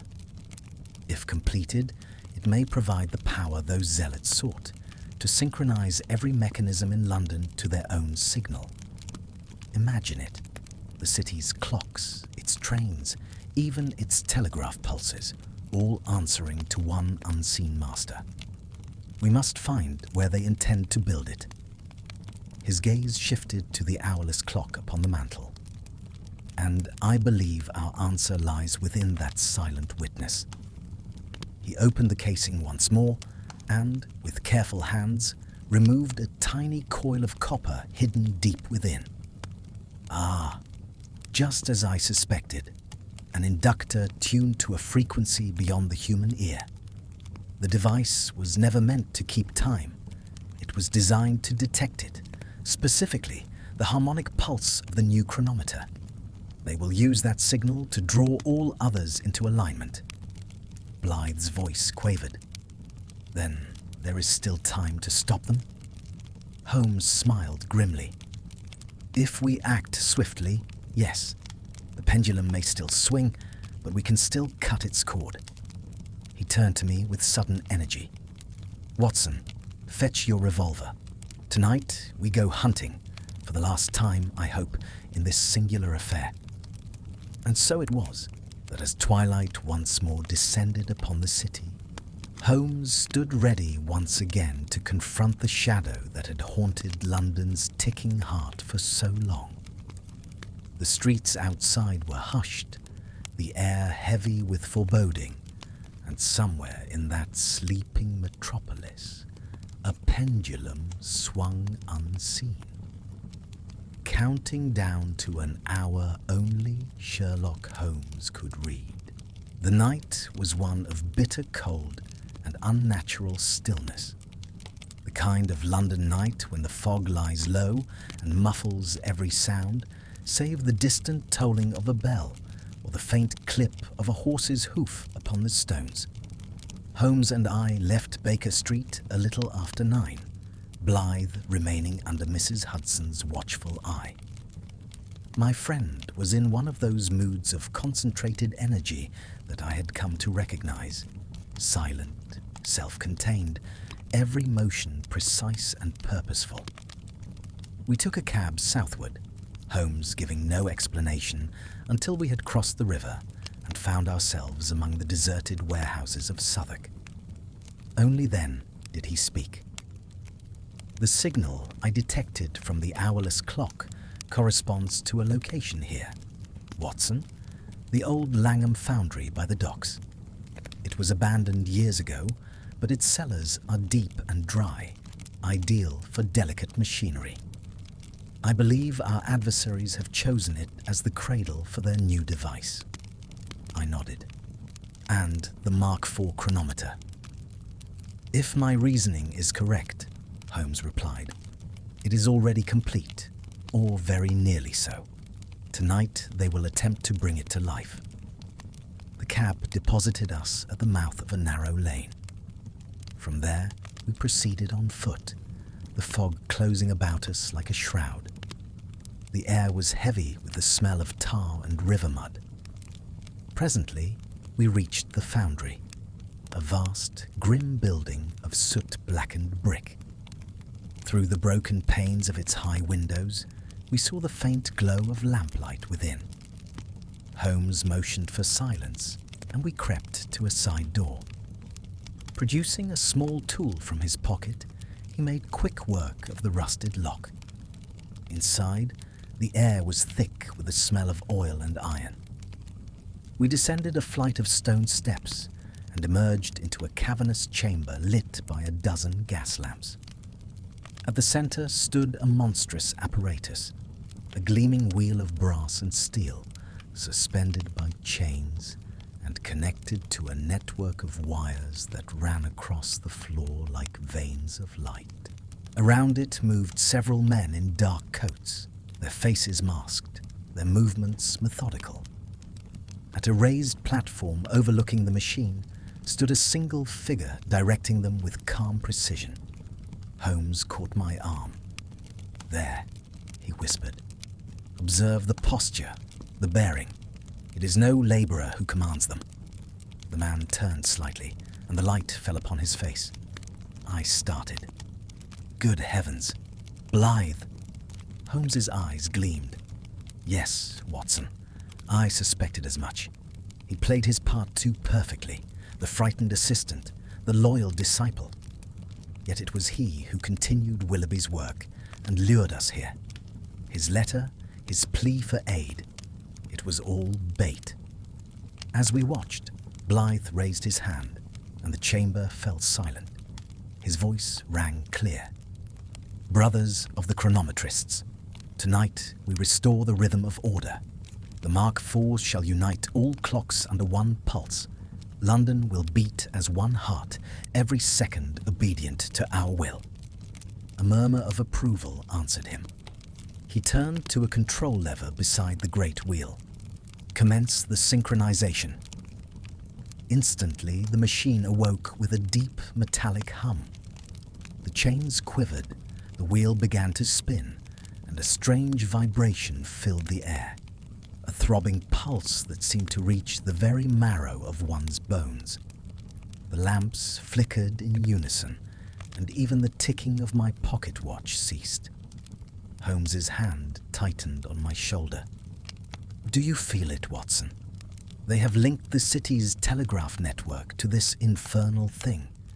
Each wire carries the same current, synchronized through magnetic resonance. In moments, every clock in London will obey this pulse." "We must stop it," I cried. "Precisely." Holmes moved swiftly, hugging the shadows until we reached the platform's base. Then, with the stealth of a cat, he climbed the iron steps and stepped behind Blythe. "The rhythm of tyranny is a poor substitute for truth," he said coldly. Blythe spun around, his face contorted in surprise and fury. "Holmes, how did you—" "I make it my business to be punctual," said Holmes. He seized the lever, but Blythe struck out savagely. The two men grappled, the machine's roar swelling around them. Sparks flew from the spinning wheel. I started forward to aid my friend, but one of the masked men barred my way. A brief struggle followed, and I managed to hurl him aside. When I looked up again, Holmes and Blythe were locked in desperate combat near the whirling mechanism. "Watson! The main switch! There, by the wall!" Holmes shouted. I dashed toward it, my revolver still smoking from the last shot. Reaching the switchboard, I saw the thick copper cables glowing red with heat. Summoning all my strength, I tore down the lever. A blinding flash filled the room, followed by a deafening explosion. The great wheel shuddered, the chains snapped, and with a scream of metal, it collapsed upon itself. The gas lamps burst, plunging us into darkness. Amid the crash of falling beams, I stumbled toward the platform. Through the haze of smoke, I saw Holmes leaning over Blythe, who lay motionless upon the floor. His face was pale, his eyes wide open and unseeing. The Mark IV chronometer, shattered beyond repair, lay beside him like the carcass of some slain beast. Holmes rose slowly, brushing the dust from his coat. "It is done," he said quietly. We emerged into the cold night just as the first bells of midnight sounded from the city beyond. Their chimes were uneven, discordant, some ahead, some behind, but gloriously alive. Holmes listened for a moment, then smiled faintly. "The pulse is broken," he murmured. "Each clock once more keeps its own time. London breathes again." We stood for a while, watching the mist drift over the river. Then Holmes turned to me. "You see, Watson, how simple men make monsters of their own inventions. Willoughby sought to expose them, yet in doing so created the very instrument they desired. It required but one ambitious disciple to turn theory into calamity." "And Blythe?"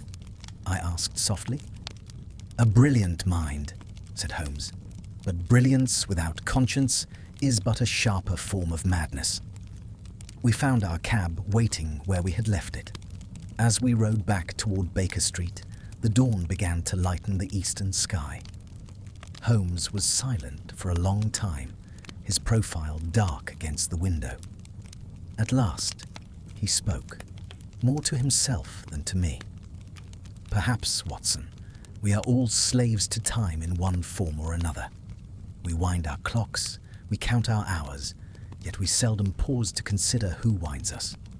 Willoughby, Hartley, Blythe, all sought to master the seconds, and in doing so lost eternity. Let that be their epitaph."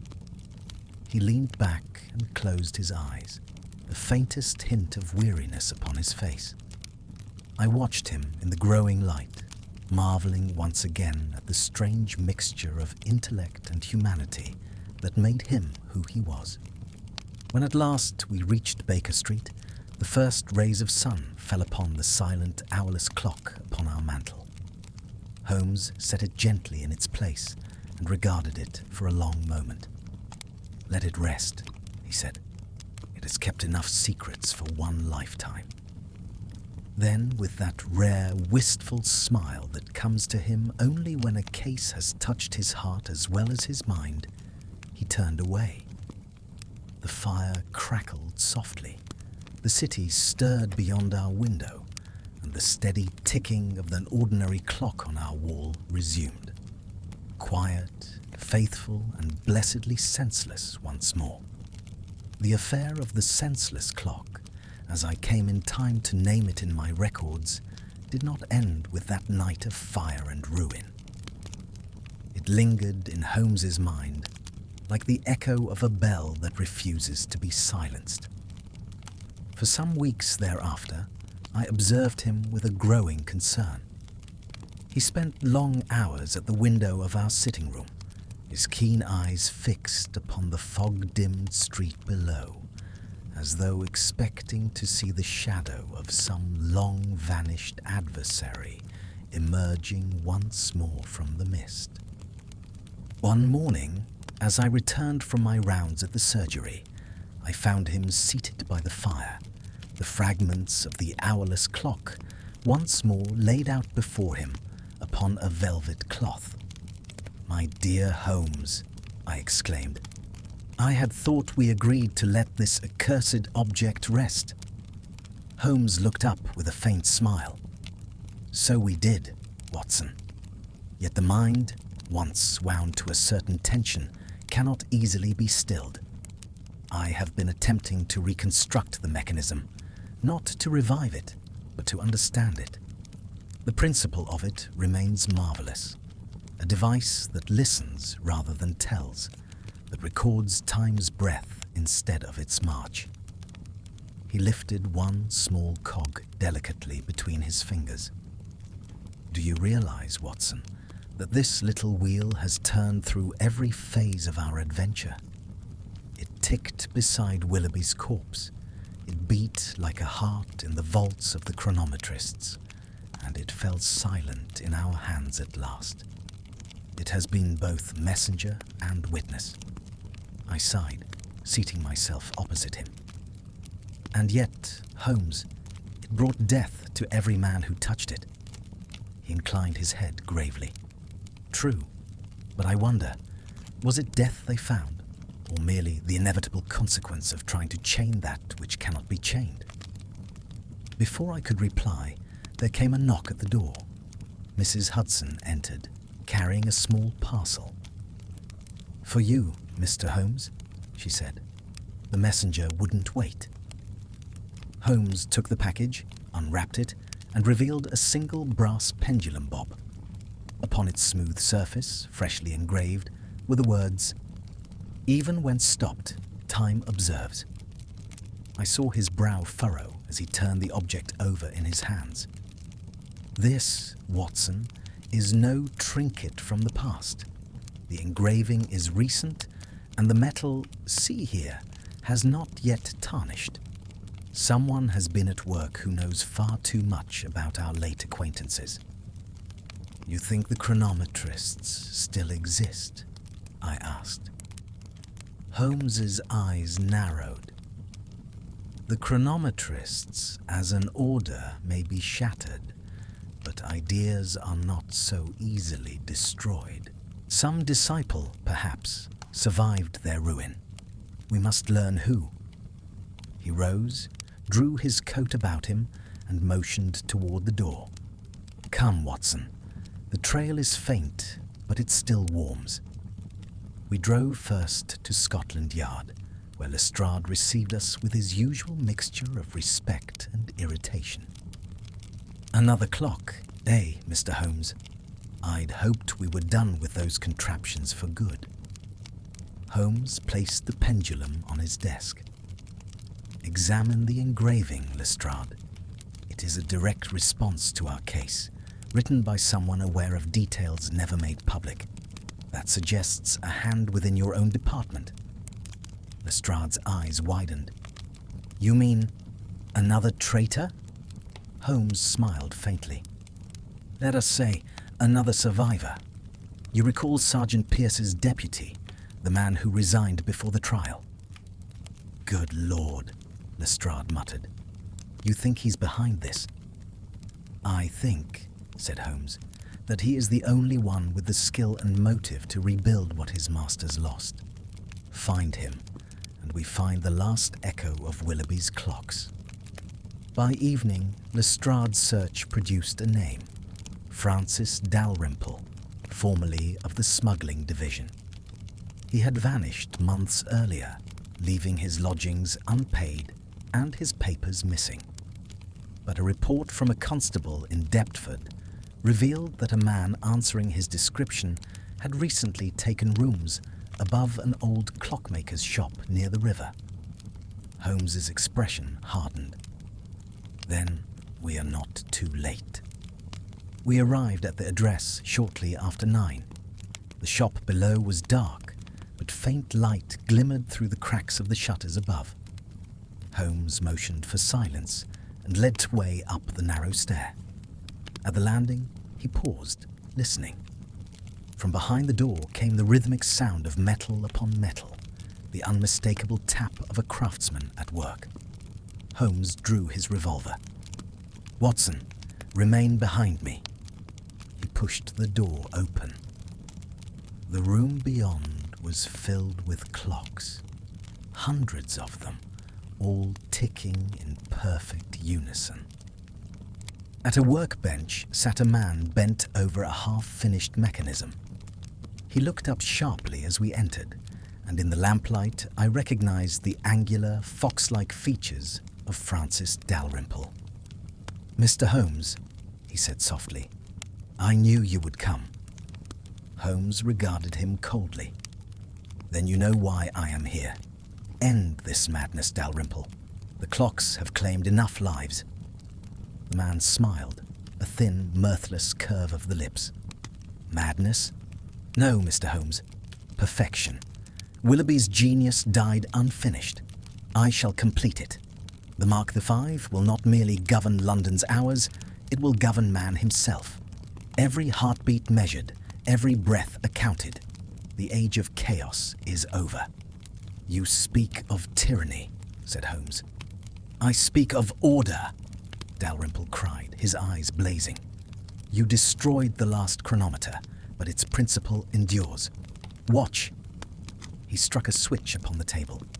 Instantly, the clocks around us ceased their ticking, their pendulums frozen in mid-swing. A deep, humming vibration filled the air, and I felt a pressure in my chest as though my very pulse had been caught in its rhythm. Holmes sprang forward, seized the switch and wrenched it back. Sparks flew. The light flared and died.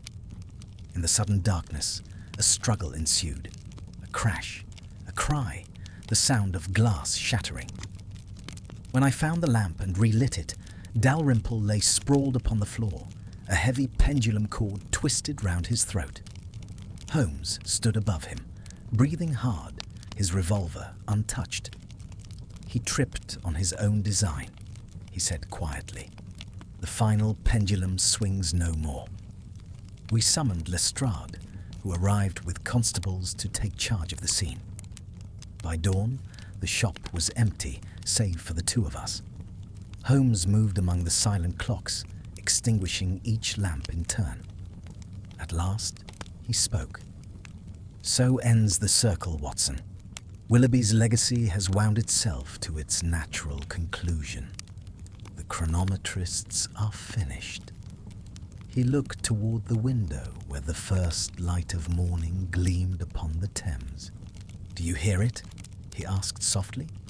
"Hear what?" "The ticking, Watson. The ordinary human ticking of time restored to its own rhythm.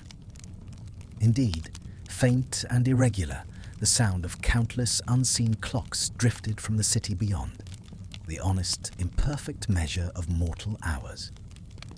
When we returned to Baker Street, Holmes placed the recovered pendulum beside the hourless clock and shut the cabinet door. "Let them sleep," he said. "The past has been wound down at last." He sank into his chair, and for the first time in many months, I saw upon his face a look of genuine repose. "You see, Watson," he murmured, "for all their instruments and illusions, they forgot the simplest truth. Time is no master of man. It is merely his mirror."